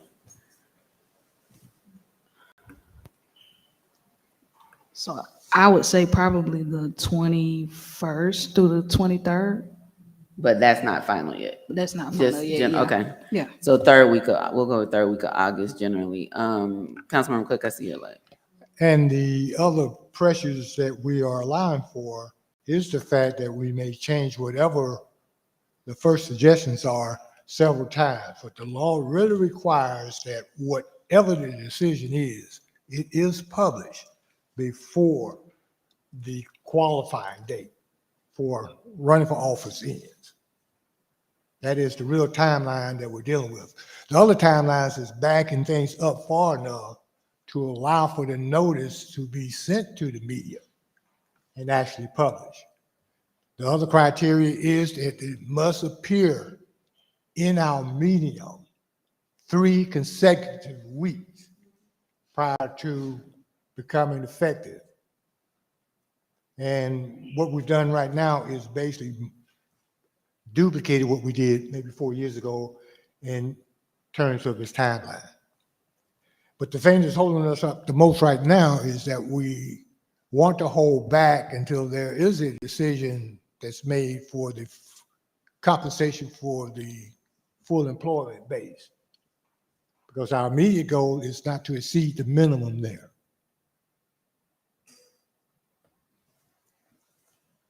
And I don't disagree with any of that. I'm just making everyone aware that if we're gonna go with publishing 3 consecutive weeks starting the week of June 26th, and the requirement in the notice, and maybe the interim city attorney, I don't know if you have the statute that says what the notice has to entail, but if it has to include the salary amounts, that decision, publishing can't start until council makes that decision. Councilmember Robertson. Thank you, Madam Mayor. My question is actually for staff, city manager. In reference to the employees' compression study for their opportunity to get some additional funding, especially those who enter in at whatever the entry level is. I'm under the impression it's $15 an hour, and I think it should be much higher. Where are we on that? Because I don't want to get this cart before the buggy, because that's a very important focus for our workers to get what they justly deserve. You know, I'm gonna check with Irish Jessie. She just may have something for that baseline that we can go with now while they're completing the rest of the study. So to meet your timeline, I'm going to talk with her because I know they've been in the process of finalizing it since the last update that we brought the gentleman forward. Let me see if I have that, and I can let you all know by tomorrow as to where we stand, because he may have a baseline already, but he's maybe finishing the totality of the study. So, but he has that gives you something to go forward with, because that's really what you're looking for. So let me see if I can get that and come back and let you all know tomorrow. Thank you so much again. I think, and I like what's on the agenda, but I think our focus also should make sure that we take care of those who are out there every day working hard on the weekends working hard, late at night working hard. Let's make sure that we respect them and find some funding for them. I yield. Yep, go ahead, Councilmember Cook. I hadn't double checked this number. I believe the current minimum is what, is it 13? 15, It's 15 15, yeah. Yes, sir. for the employees, and the council is currently at $7.69. Did you hear me? I thought so. The current for the total employment basis, what again, city manager? 15. 15. That's where the employees are right now. The council is at $7.69. All right, thank you. Have we had, since that went into effect, I think it was July 1st of 2019, have we done any cost of living adjustments? Because I don't think right now it's at 15. That was in July 2019. Yes. I'm not suggesting that it shouldn't increase, but. Yes, we did. We have had one. We had one last year. This year, we want to put it into tally of what we're going to do with the increase that would come from whatever recommendation we had. So the recommendation could come with a COLA as well in there. So that was something that we've already had discussion with HR about. Interim City Attorney. I think you asked me whether or not the publication for the increase of salaries had to include the amount proposed. I don't believe it does. Under 3635-4, it doesn't state that it does. And then there was a treatise that was done by Georgia Municipal Association that also suggested that it does not. What it does state is that, and maybe we've already looked at this, Councilmember Cook, is that the limitation exists, the statutory requirement with respect to increasing the salary during an election year. So that's the only thing that I saw that kind of stood out there. Okay. So the city manager said he's getting us information about what the compression study is saying the minimum or wage for staff will be. And I'm just giving council, trying to help this process along. Councilmember Cook has shared a schedule. And so you all are gonna have to decide by no later than next meeting, June 20th, if there's gonna be an increase. It doesn't say what the amount is gonna be, so we have time to discuss it, and I guess that's what Councilmember Cook is saying, the actual amount has to be publicized before the qualifying dates. You all are gonna have to make a decision if you want to stay on that schedule at the June 20th meeting, unless you're calling a special call meeting, or unless you're gonna push it back. And after the 10th, there's only 1, 2, 3, 4, potentially 5 weeks before qualifying, which means the latest, if you try to do it on July 17th, 1, 2, 3, you wouldn't even make it. So that's on this council.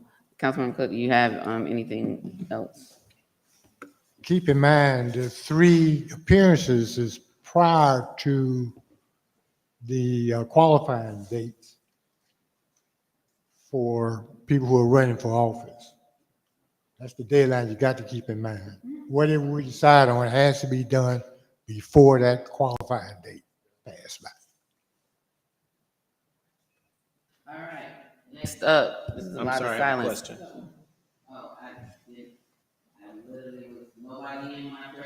Councilmember Butler. Yes, ma'am. So my question is for the council member. Do you have a number that you would like to recommend so we consider this and so we can go ahead and meet the deadlines? You said it's something less than what the minimum of the staff is? I think my comment was we want to make sure we don't have a number higher than the minimum for staff. Okay. So having said that, could you estimate something, or you want to give us 3 options, or should we do that via email?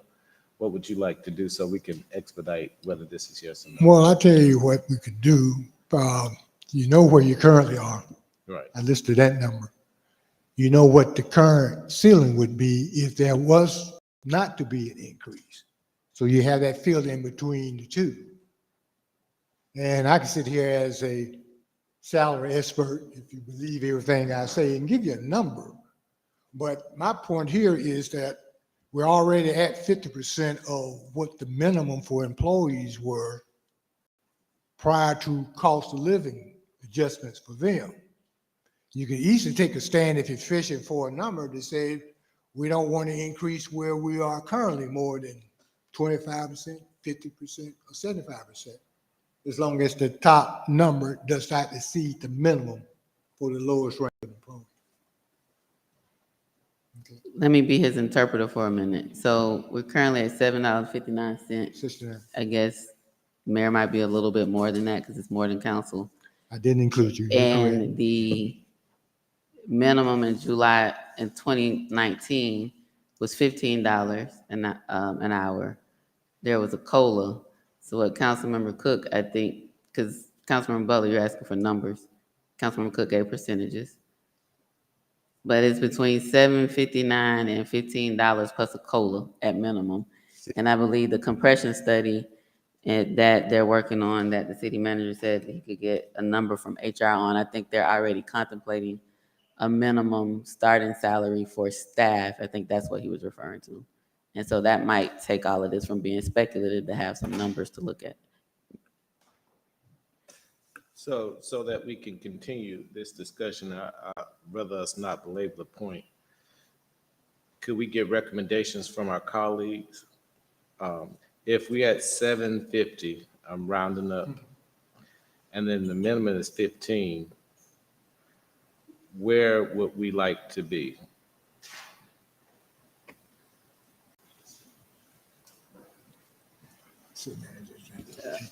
Councilmember Butler, no one else has turned on their light other than Councilmember Cook. And to respond to your question, Mr. King's light is on. Mr. King. With the COLAs, it's at 1545 right now. So 1545 is the starting, which will be adjusted in the compression study. Did you say, I thought I heard, what are you getting us tomorrow from HR? I'm gonna find out if they've gotten at least the minimum salary they want to have at this point, because he's doing an overall study, but he may have a number baseline that I could give you all. So we'll see. He's provided us a recent report recently. I'll see if that's something he'll have incorporated in there that I can let you all know. We know it won't be lower than that. That's for sure. It's going to go up.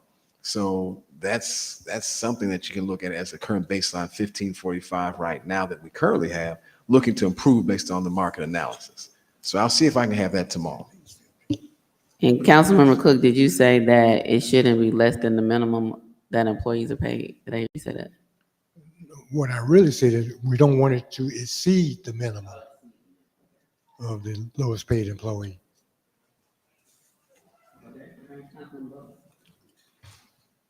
I was trying to get some other people to help with this conversation so we can push it on. You know, I'm just asking for people to put in the number. I guess the number is 0. I mean, the other option is to see what the city manager says, if he can get the number of where the compression study is taking the minimum. And then that number can be shared with council. There's gonna have to be a vote and some level of vocalization on something or nothing. If there's nothing, then it doesn't move forward.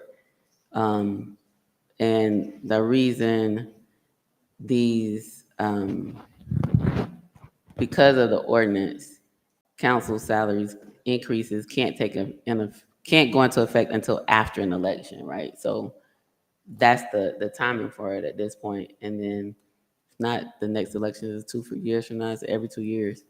So help your discussion, Councilmember Butler. I still don't see anybody's light, so looks like we'll be asking for. I have a question for you. Okay, go ahead, Councilmember Butler. So we have to vote on this by Monday in order to. To stay with Councilmember Cook's timeline of publishing the week of June 26th, we won't have a meeting after June 20th, before June 26th, unless you call a special call meeting. Oh, so we can't meet next week.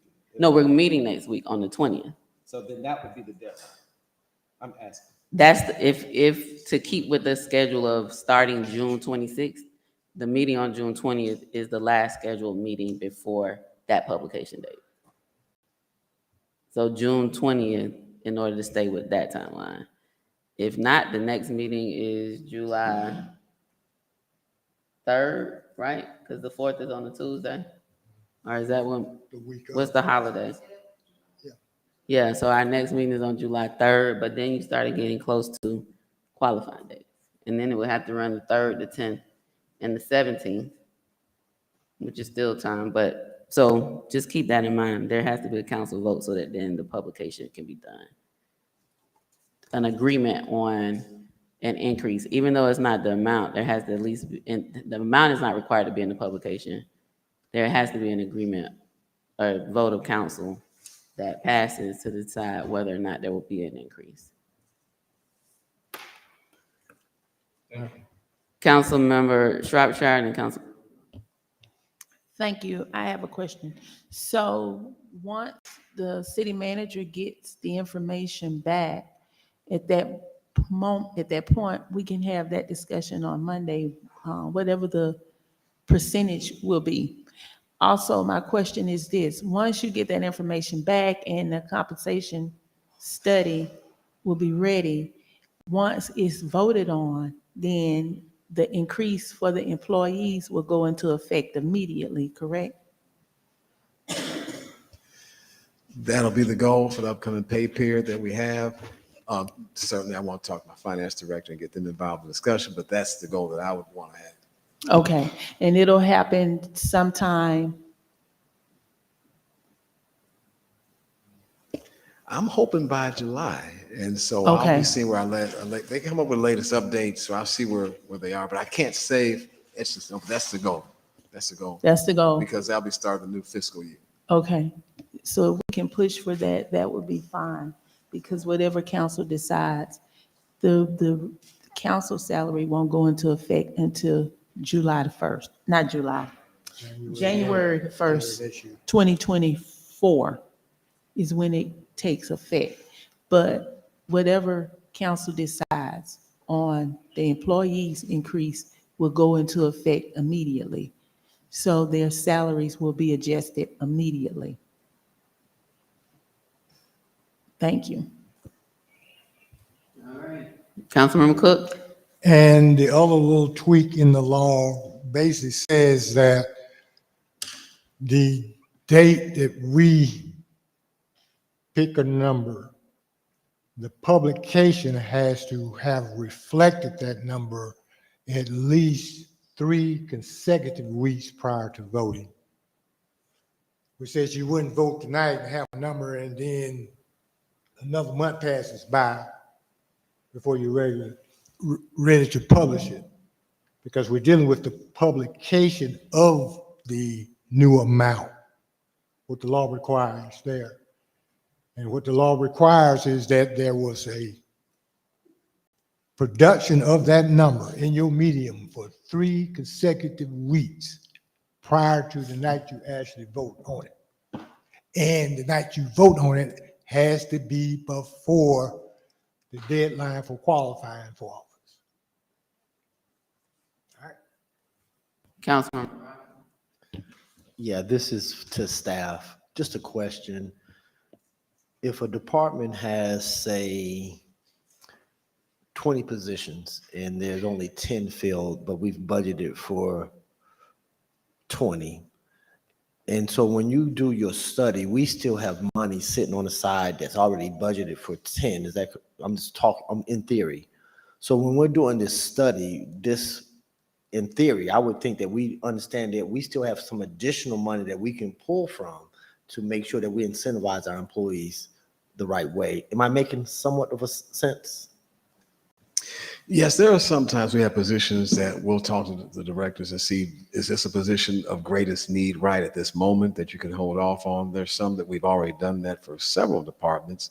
Yes, we look at that too to see if there's some additional funding we can do from that as well to help provide the additional budgetary adjustments. So yes, that's something we definitely can look at. Okay, because I just know there are some departments that still need positions filled, but there's still money allocated and it's been sitting there for quite some time. So I yield. Thank you. Interim city attorney, well, this is actually everyone.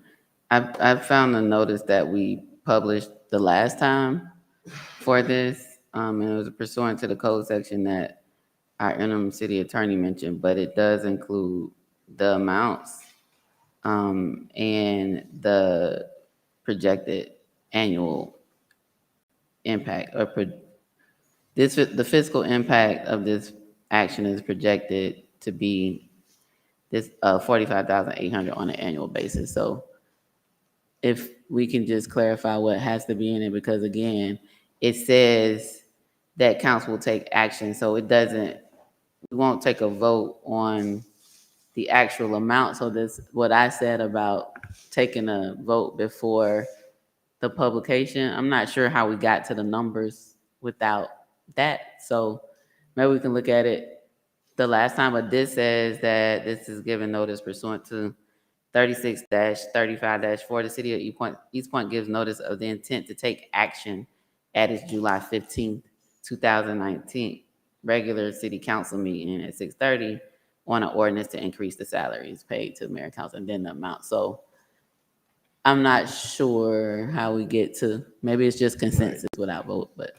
I would probably agree with you, but I would ask to see that document that you No, have. I'll so- send it to you. Yeah, so I can kind of, what I'm seeing under that code section, there are 3 sections and I've read it like 3 times. It doesn't, maybe it was done as a good faith gesture to say this is what we're making, but I don't see any requirement to publish that amount. But I like to see that, Madam Mayor. Yep, so I think looking back at our last process and whatever the law requires, I don't know if we went above, right? And that could be possible, but I'll send it to you. Councilmember Cook.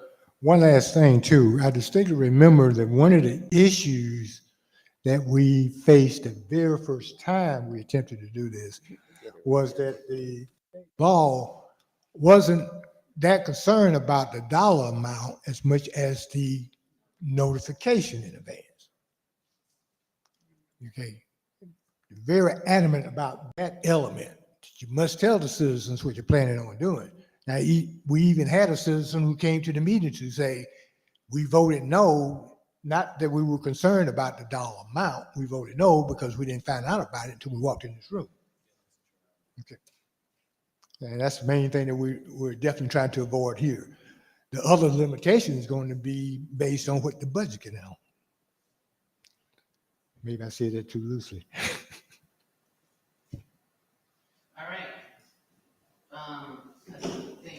Abundance of caution, this should be placed on the June 20th agenda for updates and discussion. Councilmember Cook, you wanted to be on the June 20th?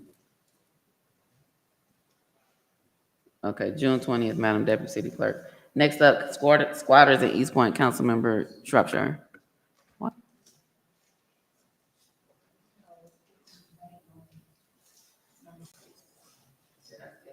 Oh, I'm sorry. I wrote June 20th by bank on instead of number 6.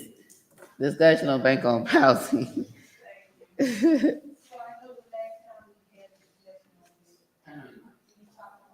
Just talking. I know the last time we had a discussion on this, we talked about what can possibly be done for as bank-owned homes in East Point and holding them accountable when there's issues in the neighborhood like code enforcement or whatever, because you know the bank are buying up all the homes, but you're not making it easier for people who want to buy homes. And what can we do to bring more people in to purchase homes? So we were trying to figure out what to do and how can we do it. Is there any updates on this item?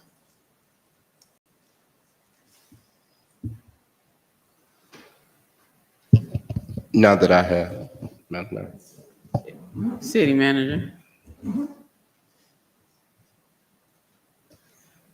Not on this one right now, but definitely we can have a discussion about that and bring an update on it as it relates to what we can do for that. I think we're talking about in terms of how we can do for employees, policy for properties that we are currently engaged in for violations. So here's the problem. You know, in areas, the bank are buying up all the homes. So therefore, people who, they can't afford the homes because the price is overpriced. And they're doing that in East Point as well, where they're buying up all the homes, and then you have renters there who can't afford to rent the homes. So they're just sitting on the property. And I actually thought when we had this conversation like last month, because it's been on the agenda for quite some time, somebody was going out of town, gonna bring, I don't know, was gonna bring some information back that were other cities that they were gonna look into. I don't know what fell through the crack. I don't know. But what can we do as a city? Because we, you know, it's almost like it's a code enforcement issue. There are other issues that's going on, and people just can't afford the rent that they're charging. And I'm going to give you a good example, like Vine City. The bank bought a whole lot of homes over there, and the people couldn't afford the rent. So they're out of a home and they don't have anywhere to stay. So how can East Point help with that problem? Do we partner with other entities to purchase the home, to help it more affordable for people to buy the homes? We have our first responders, and we've talked about this several times, bringing them in to purchase the home, our school teachers, our doctors, our nurses. What can we do to make these homes affordable for people to purchase and buy? Because the bank is just sitting on the homes. It's investors.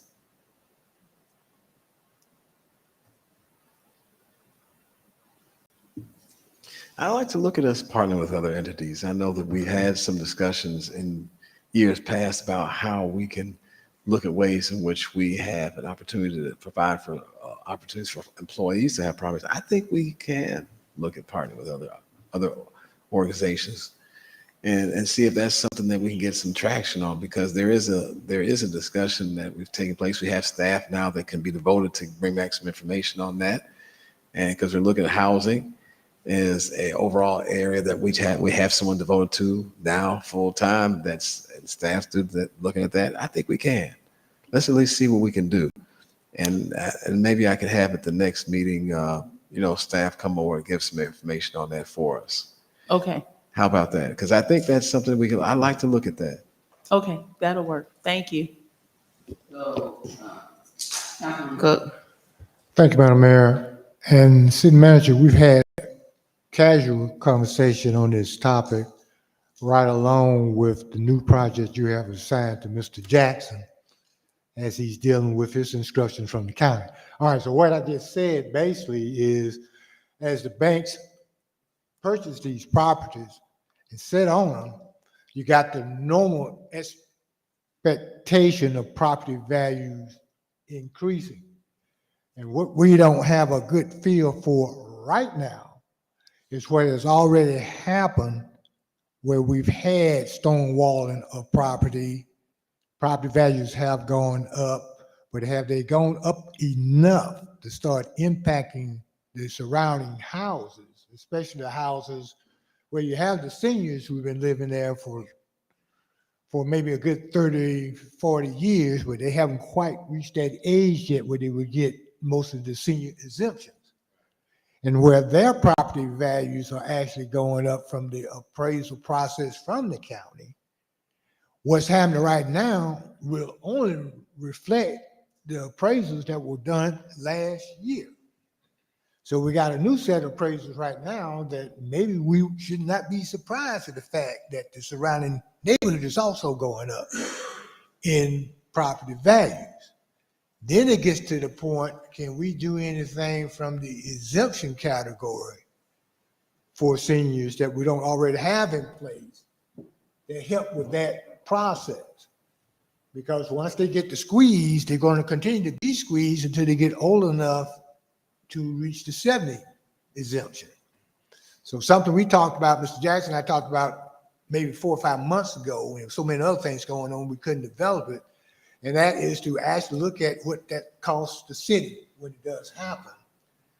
Can we afford some additional exemptions that we have not yet put on the table to see the impact?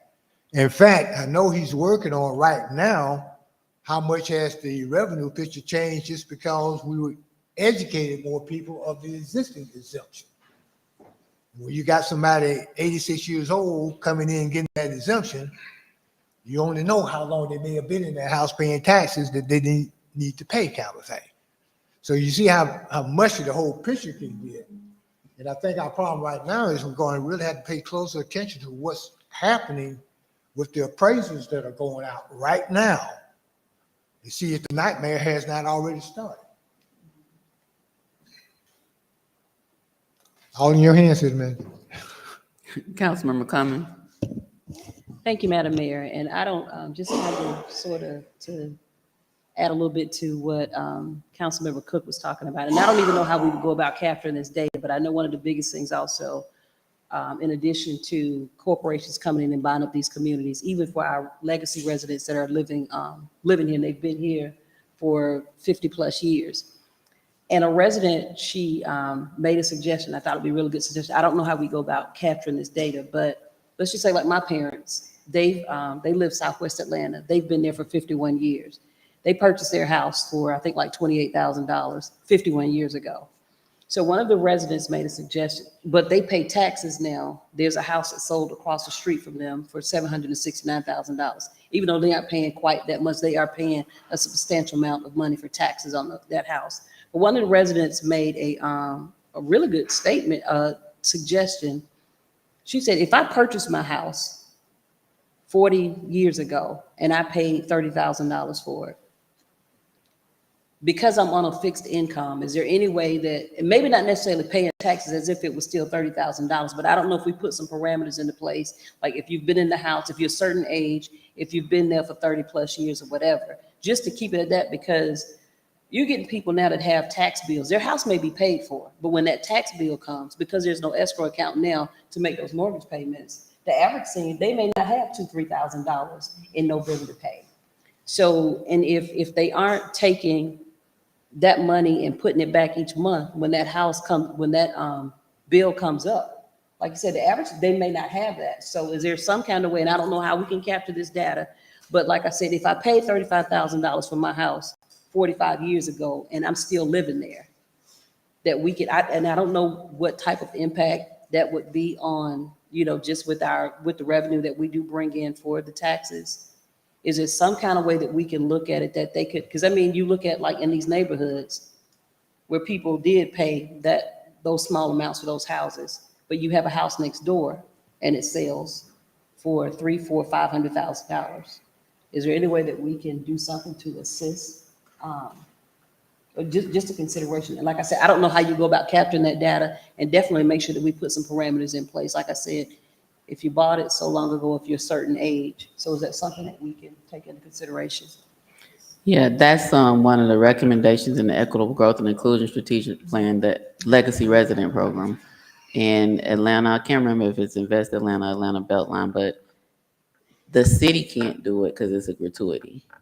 But we could have someone come in and cover the difference, right? Like a private. So in Atlanta, Tyler Perry gave $750,000 is committing millions, a couple millions over. So it happens through private funding. Okay. And the East Point Housing Authority has a nonprofit. And so it generally runs through a nonprofit. And they're interested in helping the city have a legacy resident program and having conversations with Atlanta around that process. So yes, not directly from the city, a legacy resident program, privately funded Okay, something similar to what Tyler Perry did. 'cause I think Yeah, he that's did what I'm for- saying. okay. Yeah, that's what he's funding. He's provided funding to the Legacy Resident Program in Atlanta. Okay, So yeah, so we need to find a Tyler Perry for East Point. that part. Okay, got it, thank you. And everybody else, Council Member Shropshire? Okay. Councilmember Robertson. Madam Deputy City Clerk, can you turn that mic off for me? It'll help these mics project better. Yeah, I'm just going to piggyback on the conversation. I just did a little research. There's some type of existing program in the city that's called Neighborhood Stabilization Program. And I'll share that information with everybody. That's somewhat of the format as we address legacy in other communities, so we can figure out how to stabilize our community. And so there's some best practices that we can continue to look at, but I'd be happy to share that. Thank you, Councilman Robertson. That and the GIC housing study that's also being done for, I think it's Center Park, River Park, and East Washington, can also be helpful. So neighborhood stabilization, Councilmember Cummings just gave an example of a legacy resident program, which is we look at those recommendations in the equitable growth and inclusion strategic plan. I think our East Point Housing Authority nonprofit would be a good partner. It's already existing partner that's engaged in housing, and their nonprofit arm, they want to look at like buying properties in those areas to try to help with first time homeowners within their system, and also supporting seniors, because they have 3 senior apartments, housing developments in the city. So July 10th work session, Councilmember Shropshire. Do we think July 10th would be? Okay. July work session, Madam Deputy City Clerk. Squatters in East Point, Councilmember Shropshire. I don't have anything to say about the squatters. Enough have been said in the beginning. So you want to remove this or place on another item, or? Unless we come up with something else different that's gonna work, we can move it to the next agenda item. I'm sure something will fall out the sky. You want to move it to the July, or? Okay. The next one is discussion on adoption of streets. Did you say, this was something different, right? So you want to Yeah. talk this, okay. We had this on the last agenda item. Oh my God, the last work session. And I believe the interim city attorney said he was gonna look at the process to see what can be done about if we can, discussion on adopting a street, if like a sorority or someone wanted to adopt a street, what's the process?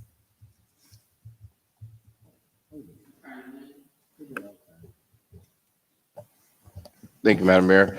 The state actually has an adopt a road program, but the process has to be, from my read, actually has to be promulgated by the municipal or municipal government that's looking to do it. I looked in our current ordinances, and I don't see where City of East Point has one. If the city is looking to potentially have one drafted, I'm happy to look at that process and try to get one drafted for you. Council have an objection to the city attorney drafting a local ordinance based upon the state ordinance or the state program? Any objections? All right, so we can put this on will July work session be good for you? Okay. Councilmember Shropshire? That's it. Okay. Thank you. Next up, Mr. King, staff update on 4165 and 4155 Ben Hill Road. Thank you, Madam Mayor, council members. As it relates to this particular item right now, the staff is currently engaged with representatives from Microsoft to deal with the technical aspects of the property, including the plan review process, which includes mapping. And so accordingly, Kimberly Smith, along with her team, are in discussions with representatives from Microsoft on providing for the documentation that they need to file the proper paperwork to go forward. So that's going on that end. We have received on the development agreement side, an initial development agreement for our review as of a week ago. that we've had an opportunity to forward to our legal team. So we're still in the initial stages of that.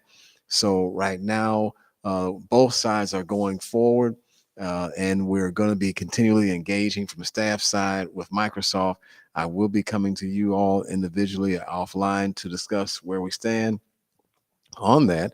So, but I do want to give kudos to Kimberly and her team for moving forward on the technical aspect for the plan review. And so right now we're going to ask for this one to be deferred till July while we continue to work through both aspects of Microsoft, the development agreement side, along with the plan review side from our staff. Madam Mayor, Council. Any questions? Next item is item number 12. This is the T-Splot resurfacing projects. Mr. King, I think there was a desire to have a brief discussion about where these projects will be. Yes, Madam Mayor. Jeffrey Reeves, our Director of Public Works, going to come forward and give a brief overview of this item. And we also have Cadell Hall here, our Assistant Director and / Transportation Engineer, who is here. Good evening, Mayor and Council.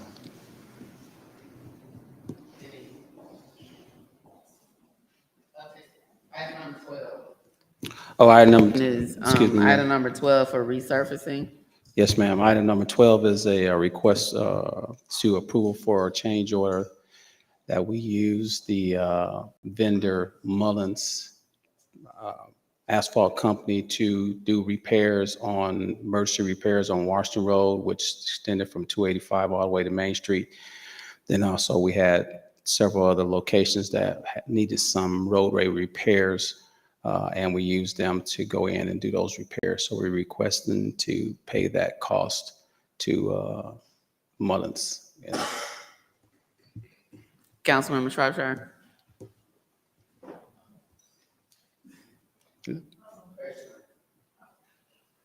So is this a change order, or do you have updates on the streets that'll be?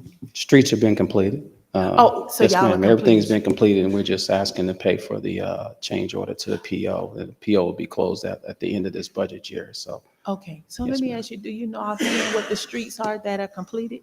yes, ma'am. We put in the 2 speed humps on Hayden, Laurel Ridge, Okay, and we in Gray Wall. There was some damage to Gray Wall Okay. that happened some years, about a year or so ago, that we had to go in and repair.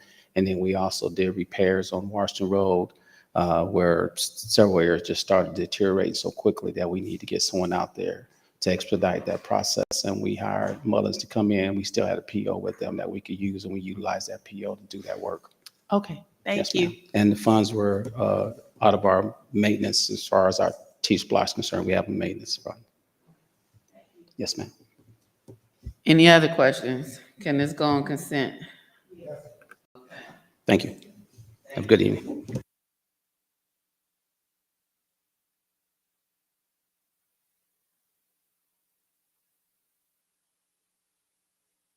We have item number 17, special use permit for habitable accessory structure at 1262 Winburn Drive. Thank you, Madam Mayor, Council. Kimberly Smith, our Director of Planning Community Development, will come forward along with Taylor Solomon to give an overview of this particular item. Good evening, Mayor and Council. In reference to this item,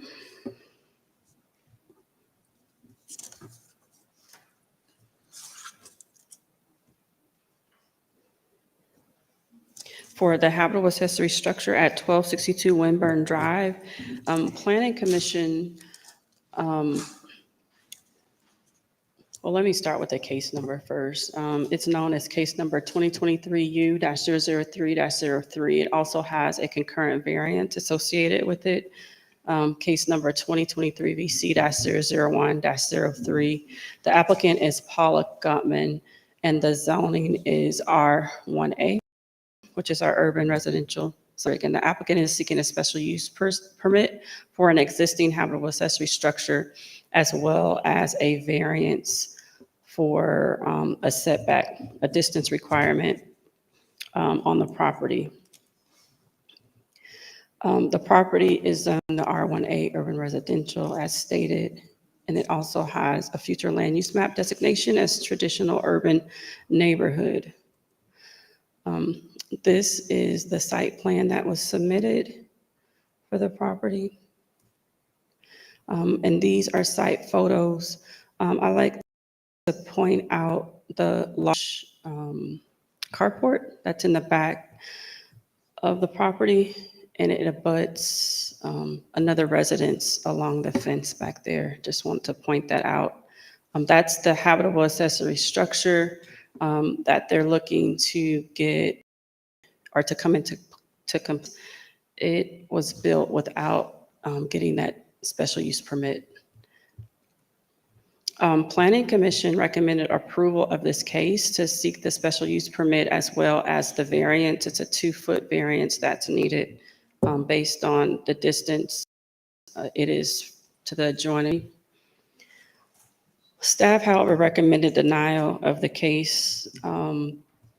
It has several variances associated with it, but unfortunately, the applicant made a decision to just come forward with one of the variances that was required,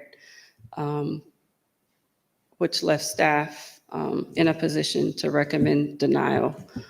Unfortunately, Planning Commission made a recommendation for approval. However, I would like to put a. Hold on a minute. I think Taylor may have clicked the wrong.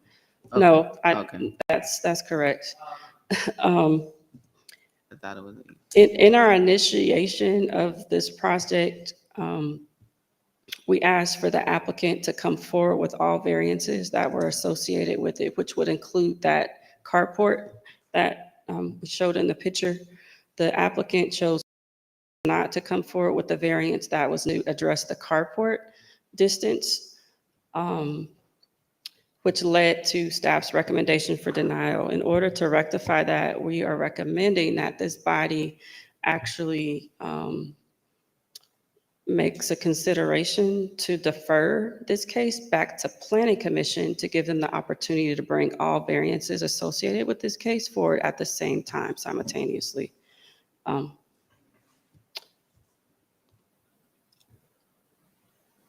Just so the case can be disposed of properly and not piecemeal, which is how it's coming forward to you all this evening. So I don't see anyone's light on yet. Was planning and zoning aware of the other variances that were not a part of this? Yes, they were aware. And they still recommended approval? Yes. Sir, are you here on this item? Yes. Okay. You can come forward.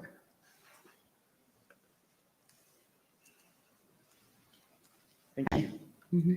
My name is Carson Cochran. I am representing Ms. Gumpman. She is out of the country visiting her sister in Rwanda, so it was a little hard for her to get here tonight. I do have a PowerPoint that she presented to the planning and zoning, if I may. If you can help him with that.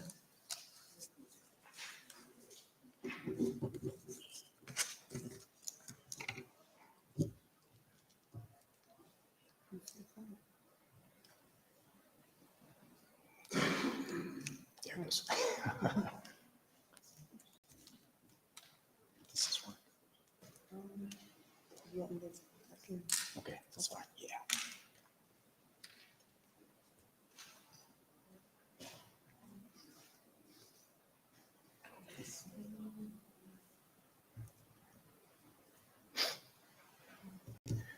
So I've been a resident here since 1999, and some of my very good friends used to live next door to this house, and the structure that is in question and for the variance as well as the special use has since 1999, and they have tax records or records, as you'll see in the presentation, that go back at least that far. So this is the image again, what I was mentioning. from 2000 to 2012. And as you can see, the habitable structure visible there in the picture in the red square has not changed in that period of time. The habitable structure is for guests visiting from out of town, as well as a workspace and an optional income-producing rental. You can skip to the next slide. I think pictures are probably worth more than 1,000 words. This is the structure as it appeared when it was acquired by Ms. Gumpman. Next slide. As you can see, this is another shot of the condition. It is important to mention that the structure had at one time its own postal address and utilities were on at the time when the structure was purchased. Next slide. This is an example of the inside. Next slide. The updates that were done to this house were all permitted through the city of East Point. I had the unique pleasure of helping tear the house apart, which was very interesting. But if you will look at the right, these are the different permits that were pulled for this habitable structure. Next slide. Receipts and cards for evidence of what was done. This is an example of, on the top left, the repairs to the house as well as the house as it appears now. If you'll notice, the house is made of similar materials as the main house on the property, and does match along with the house. This is a picture of the inside of the house. As you can see, they've taken very good care to update it very nicely and furnish it. The special use permit, again, this is a picture of the main house where it appears. The concrete slab at the back was mentioned, I believe, by Planning and Zoning. Again, this was also permitted by the city and appears to be within code. Next slide. I think one of the important things also to mention with the variance decreasing to 2 feet is the structure that would be involved in the variance itself has a variance from the neighbor. And that's her garage that is built close to the habitable structure at the rear of this house. So there exists already a variance for that building, but the city is also requiring the same setback variance for this habitable structure in existence since at least 1999. And that's the presentation. I don't see any lights. When you said there exists a current variance for, what did you say, the parking structure? Excuse me? You said there is an existing variance from the neighbor. Yes, ma'am. So can we back up just a bit to one of the, oh, that's good. So if you'll notice, 1262 is the house with the habitable structure that Ms. Gumpman is requesting the special use and variance permit. In house number 1256 is the neighbor's house, and the yellow is her garage. And so that garage has a variance for the distance setback to the habitable structure. And so this would be the variance for the red rectangle to the yellow rectangle to complement the variance of the yellow rectangle to the red rectangle. I think, was it in staff's presentation where there was a parking area as well as the habitable accessory structure? There was mention of a parking structure. Yeah. That was permitted as well. The concrete slab was permitted. And as far as I know, the city also addressed the carport structure as well. Ms. Gumpman was trying to not convolute the issue because in investigating of the concrete slab with the removable carport structure, the city noticed the habitable structure and brought question about that because it had not had a special use permit when the other permits for the rehab were done. And I think that was the reason that the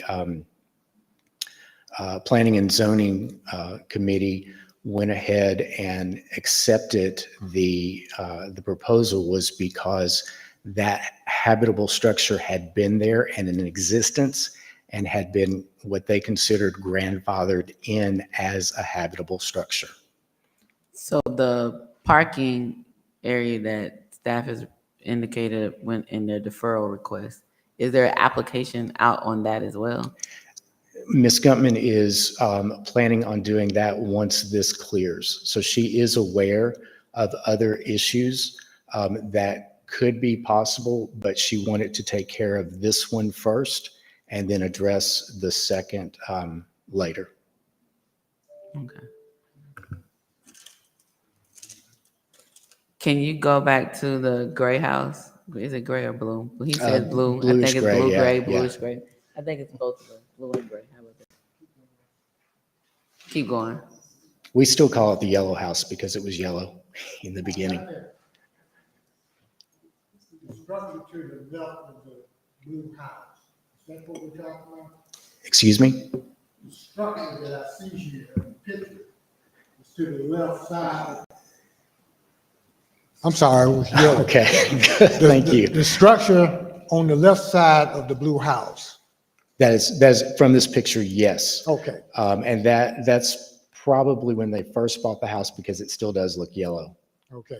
From this picture, it's hard to detect how much depth you actually have there, but when you look at the other map, you can see a car could actually, 1 or 2 cars could be back in that area. That is correct. Yes, there's a large concrete driveway that goes onto the left side of the house. There's enough room for at least 2 cars back there. And then you'll notice on the right side of the main structure, there's a double car garage and a double driveway. Thank you. Councilmember Butler. Yes. Ms. Smith, may I ask you a question?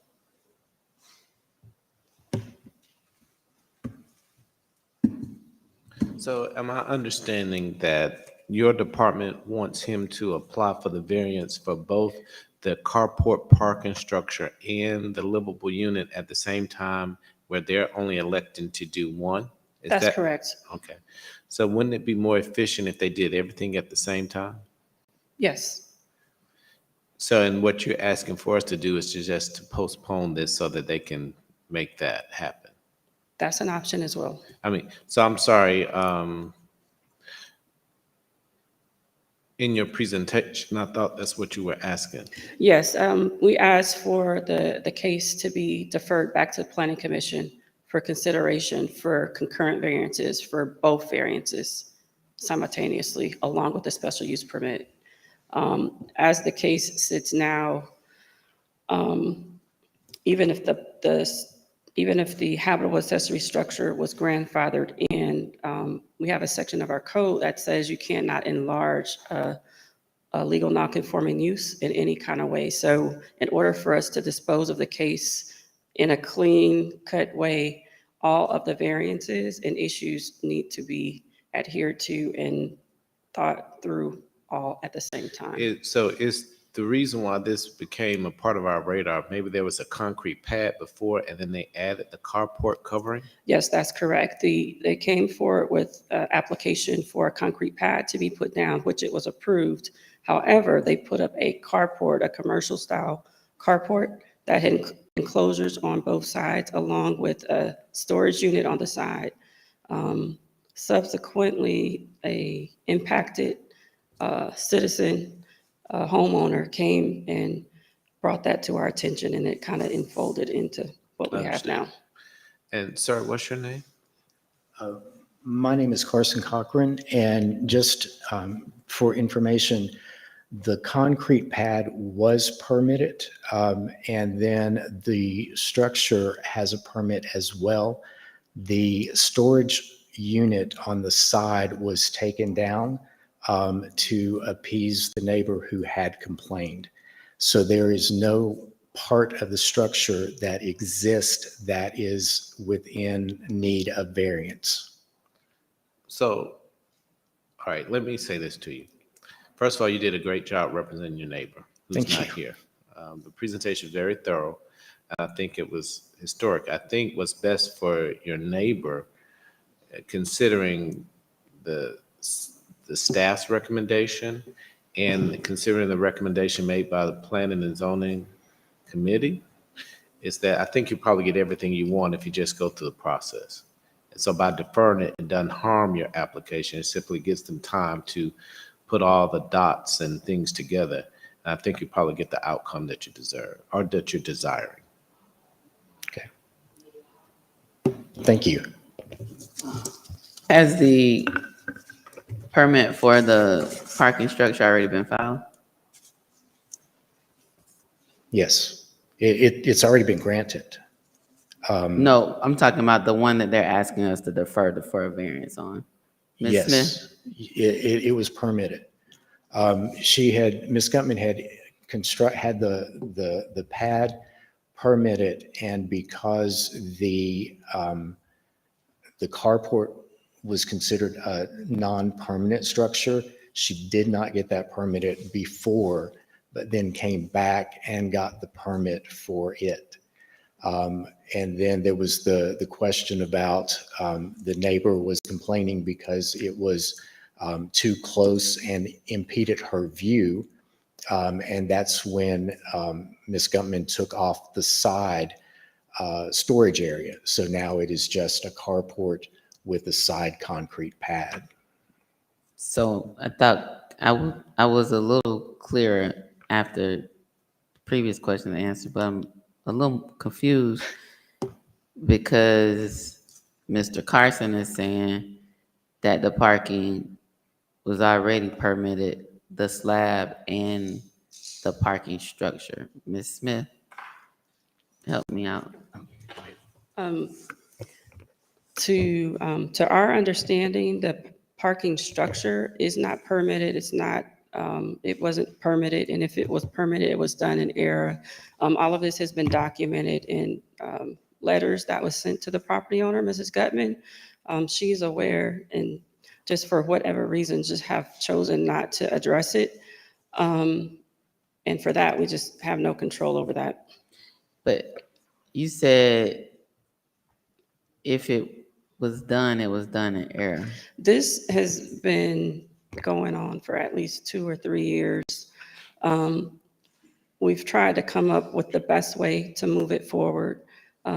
Having it come through with the special use permit after undergoing investigations on everything that's going on with the property, specifically with the carport, and finding out that the habitable accessory structure never went through the proper special use permit. That just happened upon as our research began with the carport being erected without the proper permits. I'll try to get clarity offline because I'm hearing it was permitted, it wasn't.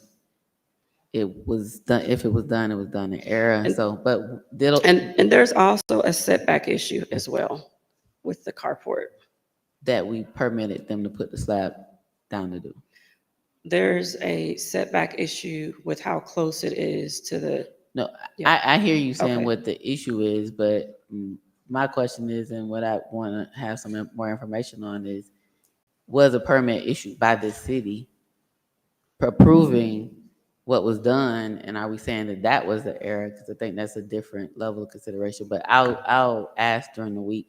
This is set for a public hearing, so it'll have to be on the agenda for Monday, because it's been advertised for that, and then council will make a decision either to move forward, to grant the deferral request. I think I have a lot of questions around. I'm hearing it was permitted, it wasn't permitted, it might have been done in error, like regarding the parking structure, that I'd like to, I'll ask questions offline and get a better understanding. Thank you. Did you have anything else tonight, sir? No, ma'am. Okay, so will Ms. Gumpman be back for Rwanda on Monday? You'll get to see me again. Okay, well, great presentation, did a good job, thank you. Thank you. All right. Can I just add, just for the record, that there appears to be an interpretation of the applicant versus an interpretation of staff. And so, okay. That's Yeah. Okay. that came clearly to me, because so I will ask again offline and try to get some clarity this week, prior to the public hearing. Thank you.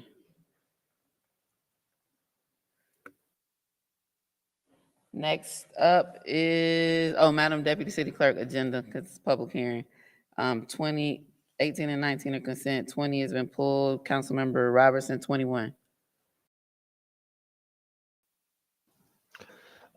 This resolution is basically in reference to the Green Team, Green ARC initiative.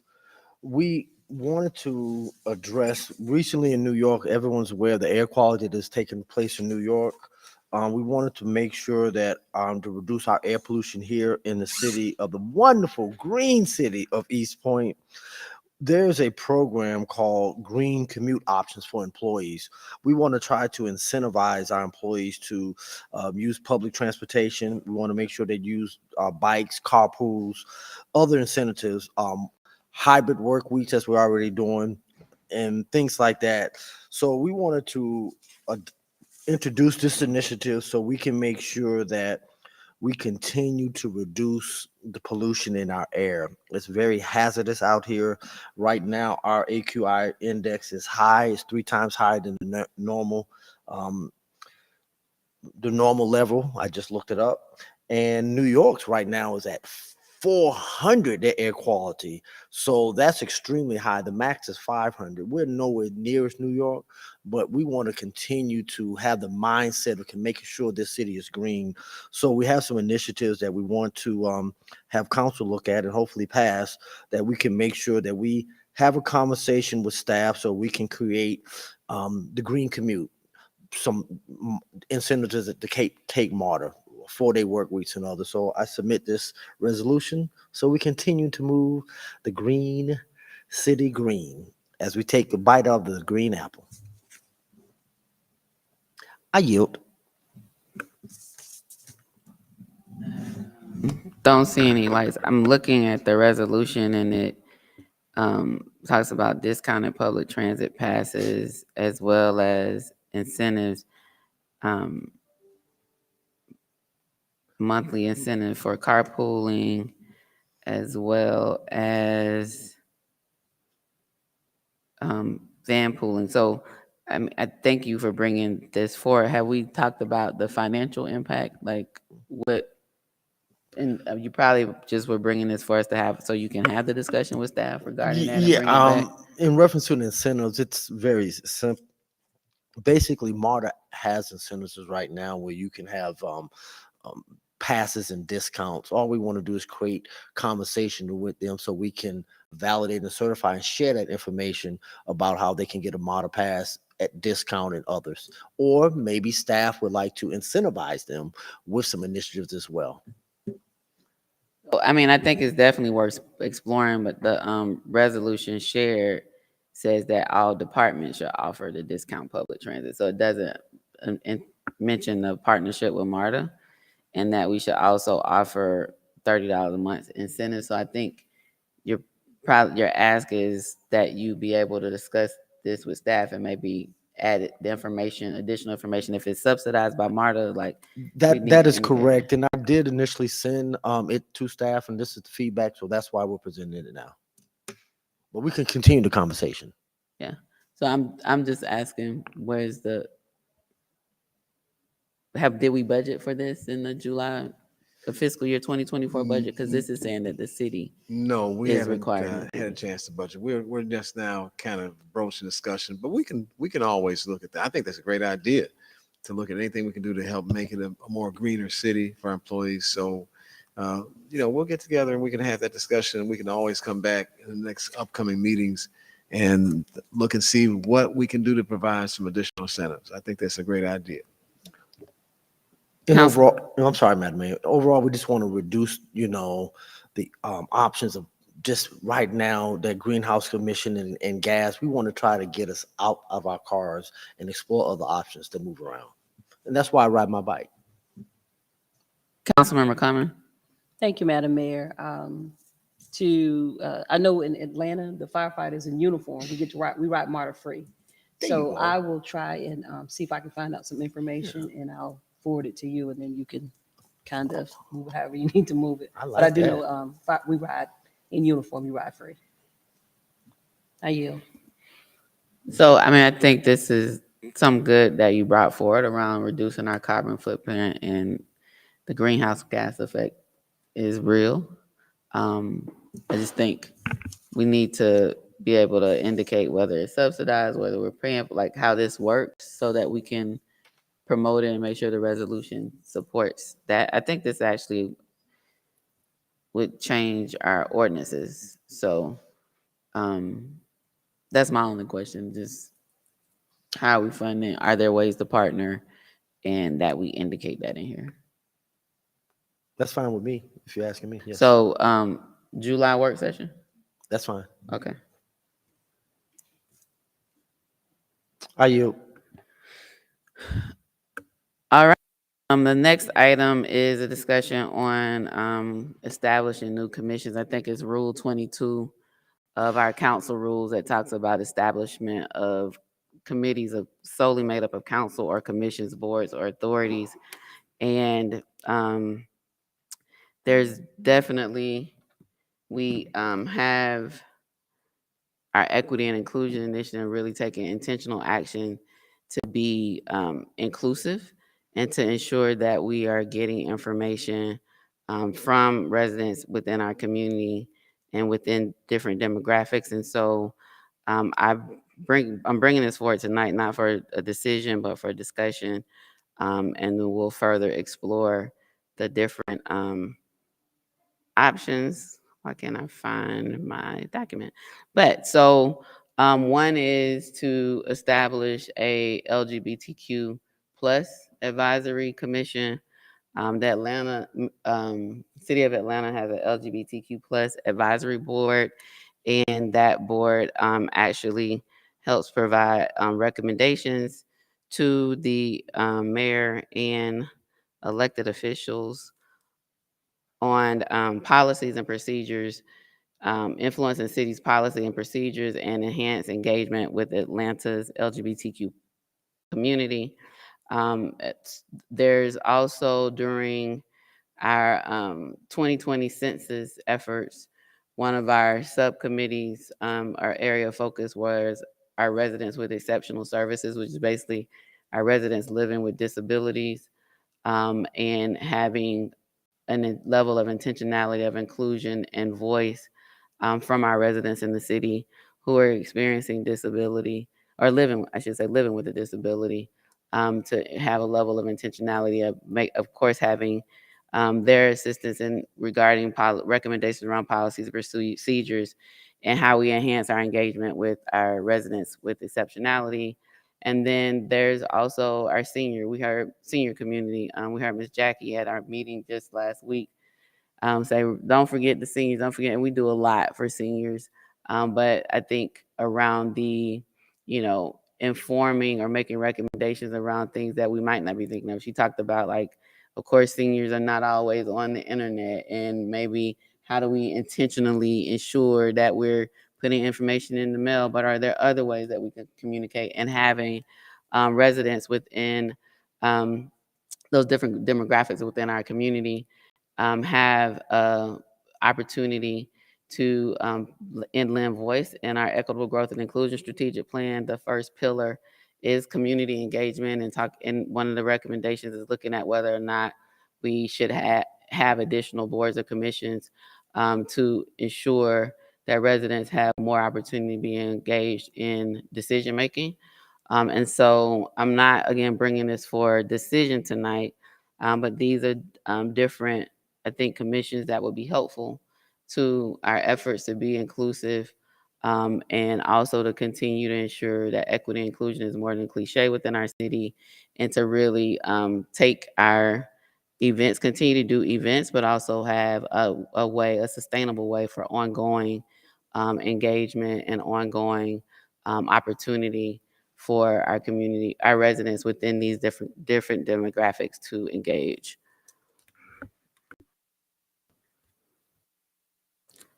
Any thoughts, concerns, discussion, feedback? I will be bringing. Is there any objection with me working with staff in order to create a new commission? It has to be done by either resolution or ordinance, so that would be a need to bring some draft legislation, either resolution or ordinance, back to council for more discussion. This is kind of like a concept idea that I wanted to share before we move forward. Mr. Attorney Williams. Yes, Madam Mayor, you referenced Rule 22. Did you mean 4107?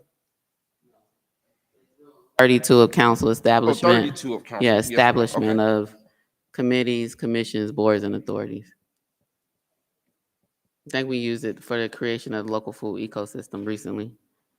Not mistaken, it's 32. Let me pull up my rules. No, ma'am, you're correct.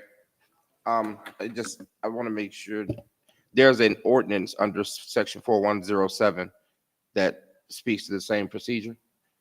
But I just wanted to make sure I look at both of them. 4-107. Yes, ma'am.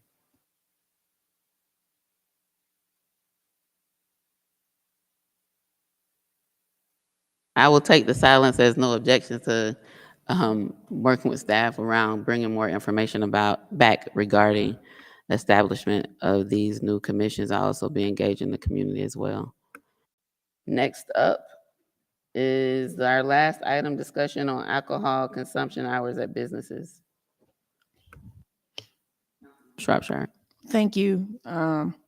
So I put this on the agenda because, one, we get a lot of complaints about a particular restaurant that's in a residential neighborhood. And we need to, if we can look at the hours, and I think the ordinance is attached to the agenda, that if we look at the hours, I think it goes beyond 2:00 in the morning. But when you have residents in a neighborhood that are complaining about these restaurants that are causing problems in their neighborhood, what can we do to look at it to maybe last call for alcohol at 12:00 for these restaurants that are in residential neighborhoods? And so I want to take a look at the ordinance to see what can we do to change the time, to see if, and I know that there's something that can be done about it. And I don't want to just target one particular restaurant, but they're causing a real problem in a community. And we just need to sit down and look at the ordinance to see what can we do to change the time. I'm not talking about your restaurants at Camp Creek because they close at 11. So they're not the problem.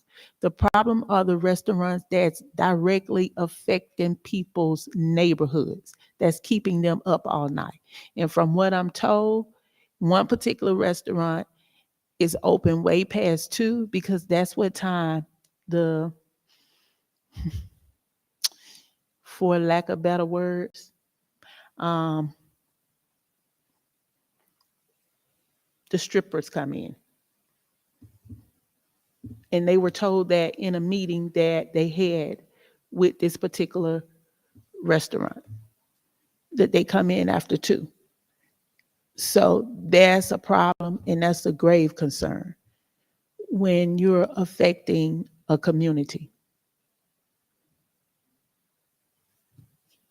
So, do we, this is rhetorical, I guess, what's the ordinance section that talks about the hours of consumption of alcohol? Also, do we have an ordinance that addresses how long these businesses can stay open? And then my third question would be, if we, yes to both of those, what's going on with enforcement? If they already exist? Or should we be looking at making the times earlier? Because of the concern, I mean, this has been years, we've been having discussions about restaurants operating as nightclubs.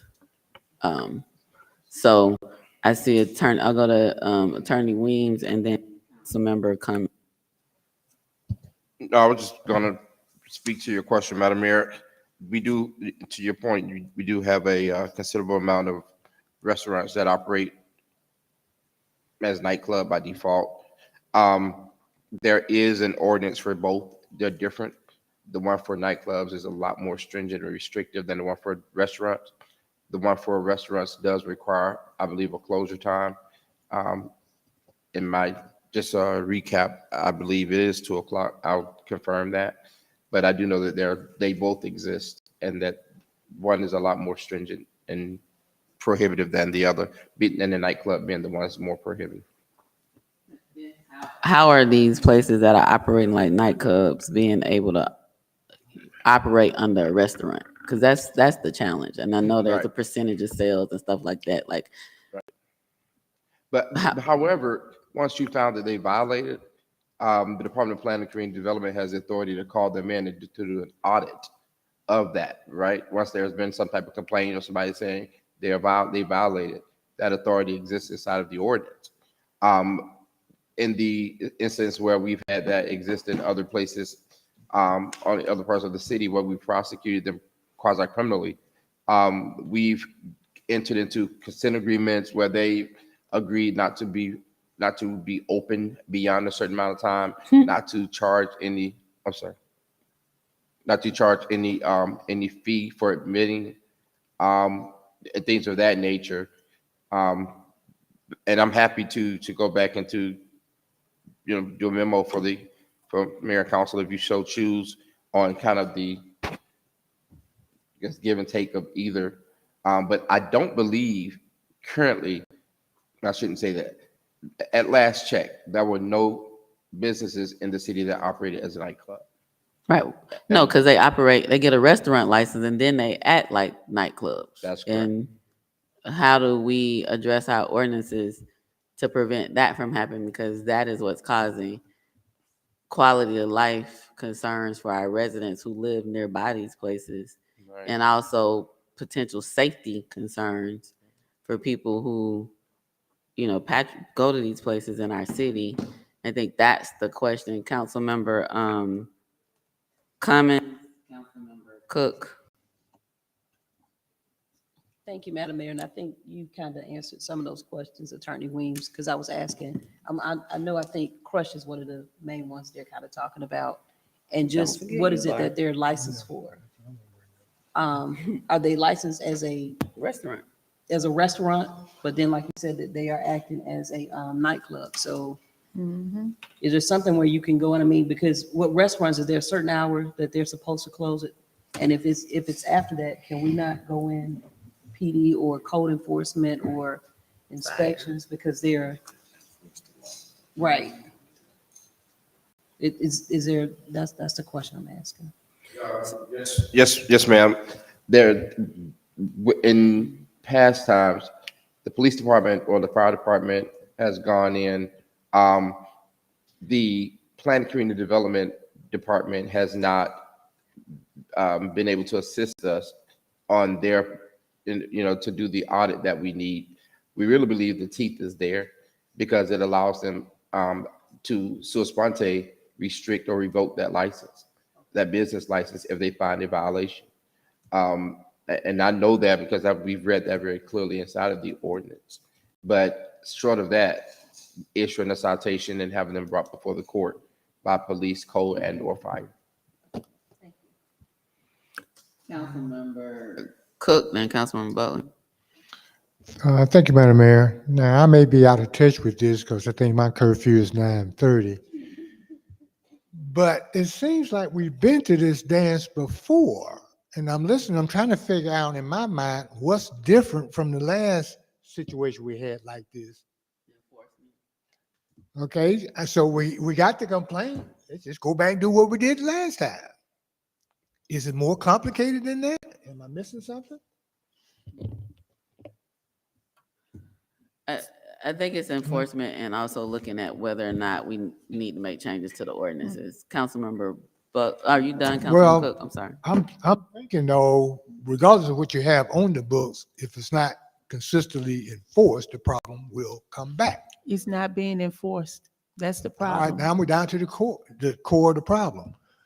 Because I'm thinking we got a different situation than the one we had last time. And the last time basically got down to almost a shooting match in court to get things on a right. Oh, it's still violating the law? All right, I guess the solution is becoming very apparent to me. Thank you. Councilmember Butler. Yes, I don't think we need a new ordinance. I just think we need to enforce the current ordinance. My concern is that by trying to litigate a situation that hasn't been enforced, we start to litigate legitimate businesses and force them to comply in something that may hurt their businesses. In particular, I'm thinking of one business downtown that follows all the rules, and I would hate for them to be adversely affected by someone who's not. We just need to enforce the law. We don't need a new one. Councilmember Shropshire. Thank you. So this particular place is right in the heart of the neighborhood. And it is causing a problem. And I'm aware of other businesses, and I don't want the other business that's in business that's downtown, that's actually in a commercial establishment. So I think that's a difference. But when you're a business and you butt up a community, and the community is constantly complaining about the problems, then we have to do something to fix the problem. So having served alcohol in the heart of a community at 2:00 in the morning is a problem, because they're there way beyond 2:00 in the morning. So what do we do? Because it's not being enforced, especially when you got your own police officers working over there as security. It's not being enforced. So what do? It's a problem for the community, and they send emails constantly about this problem. They've met with the owner. Nothing is being done. One of the owners got very aggressive with the resident. So it's time now that we do something about the problem. So this is what we know. And my question is, maybe I need to look at and read the entire nightclub ordinance and the restaurant. These And not to cut you off, but here's what they do. They come in as a restaurant, but knowing all along that they want a nightclub, and that's how they get past it. So until the city holds them accountable, right, we're going to continue to have this problem. because the point about the nightclub ordinance versus restaurant ordinance, and our city attorney said the nightclub ordinance is more strict. They are clearly operating as nightclubs. Like, I don't know what the ordinance is. Whatever our language is, maybe there's some legal loopholes that they're operating within, but it's two places in the city, right? Like, period. And I agree, we should not put our other businesses who comply in jeopardy, but there's two businesses in the city that are doing this. Two. Everybody else is in compliance. So we have to address the two. because one is definitely in a neighborhood and wreaking havoc on the quality of life of our residents. The other is, there's safety concerns at both. Like, so enforcement is key. But also, what is the legal loophole that they're going through to operate nightclubs in our city under restaurants? It's two. It's only two.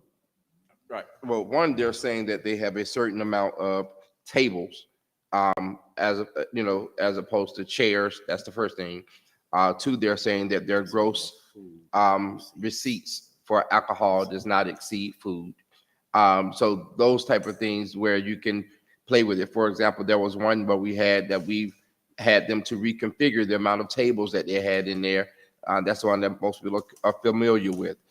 We even by court order reduced the amount of their occupancy load because their occupancy load was too high. So there are things that are in our arsenal in the ordinance that speak to being able to accomplish what you want to accomplish. But the things that we have to utilize the departments that are empowered to address it. Your police, your fire, your code, your planning, community development. Have we done audits? No. That's how they're getting over. And when we asked to do an audit, we were told that the department wasn't, and that was a couple of years ago, it wasn't on the we were told that they were not equipped to take on such a. Who? The Department of Planning, Community Development. But GMA will help us with audits. There are people that will help us do audits. Like the reason why this is still happening, because we haven't audited them. Like, they can tell us anything, but turn over the books. Like, chicken wings versus a drink. Like, generally, whatever the hors d'oeuvres are that people are doing at clubbing, right? Like, we need to do audits. Like, we need to, I think GMA, somebody that we are a member organization of, actually will provide support to us in that. So I think it's enforcement ordinance. It was Councilmember Bailey, Councilmember Cummins, or did Cummins have so Councilmember Bailey, Councilmember Gordon, Councilmember Robertson, and Councilmember Butler. Councilmember Bailey. Thank you, Madam Mayor. I would suggest we just take another look at the ordinance in terms of the time for the residents for the restaurants, or also for the nightclub, because I believe the restaurant ordinance is very late. Councilmember Gordon. Thank you.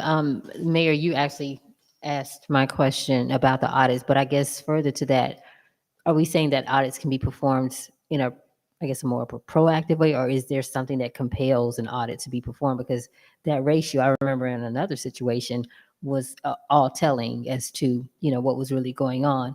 And at that point, how enforcement can turn the situation around, as Councilmember Shropshire is asking. Yes, it can be both proactive and reactive, to answer your question. But in the past, the city didn't really encounter this as much. What is now a nightclub / restaurant used to be a Wendy's. I'll say that. Right? A Wendy's, a eatery, a restaurant. And I'm using that as an example, that abuts to maybe a residential community. So if it were a nightclub, for example, under 10-2150.4, it states that nightclubs established or expanded after the effective date of this ordinance shall be located at least 500 feet from a residence or office residence district boundary. So the teeth are there to effectuate what I'm hearing you all want, but we just have to include it. To Madam Mayor, to your point, on one instance, we asked myself and the police chief for them to provide the documents for the audit, because GMA did agree to do it for us, but I have a licensed practice law. I don't know what I'm looking at in numbers. The chief didn't know. So those boxes sat in the chief's office for months, until he just had to tell the defendant, come back and get your stuff, because there was nothing we could do with it. But GMA's assistance with it, do they help us go through the information? Not only did they say they would, they offered to help us go through it in that instance, but I don't think that we were the repository, the entity that could send it to them. I believe they have a process. Yeah, so maybe you can, maybe for our, if Councilman Sharpshire wants this to come back in July, if we can get the GMA process around enforcement as well as share the nightclub and restaurant ordinances with us. Sure, Then I'll make sure I print them out for nightclub, restaurant, and figure out the process for the GMA to assist us with an audit. The procedure. Councilmember Robertson, Councilman Buck. Thank you, Madam Mayor. I just want to echo the concern of the community and the quality of life. The fact of the matter is, it is become problematic. The fact of the matter is, we are trying, I think council and staff has made ourselves accessible to the community and to the actual owner of one or two of the particular venues that we're talking about. I think the conversation with the owner and community should continue while we continue to do what we need to do. But we identify that it is a problem. We want to make sure people do have a good quality of life, and we're trying our best to figure this thing out. In another life, I was Mr. Nightlife, and I worked for a lot of those establishments. So I understand how you do a cloak and dagger of saying it's a restaurant. We all understand that. But at the end of the day, if the residents are complaining, it becomes an issue for council. And we're here to side with our community to figure out how to make it work. But we must keep the dialogue going with the owners and community so we can come to some type of happy medium while we're trying to get our arsenal up to speed. I yield, and I just addressed that, but it's very important to hear those complaints and not be able to do anything.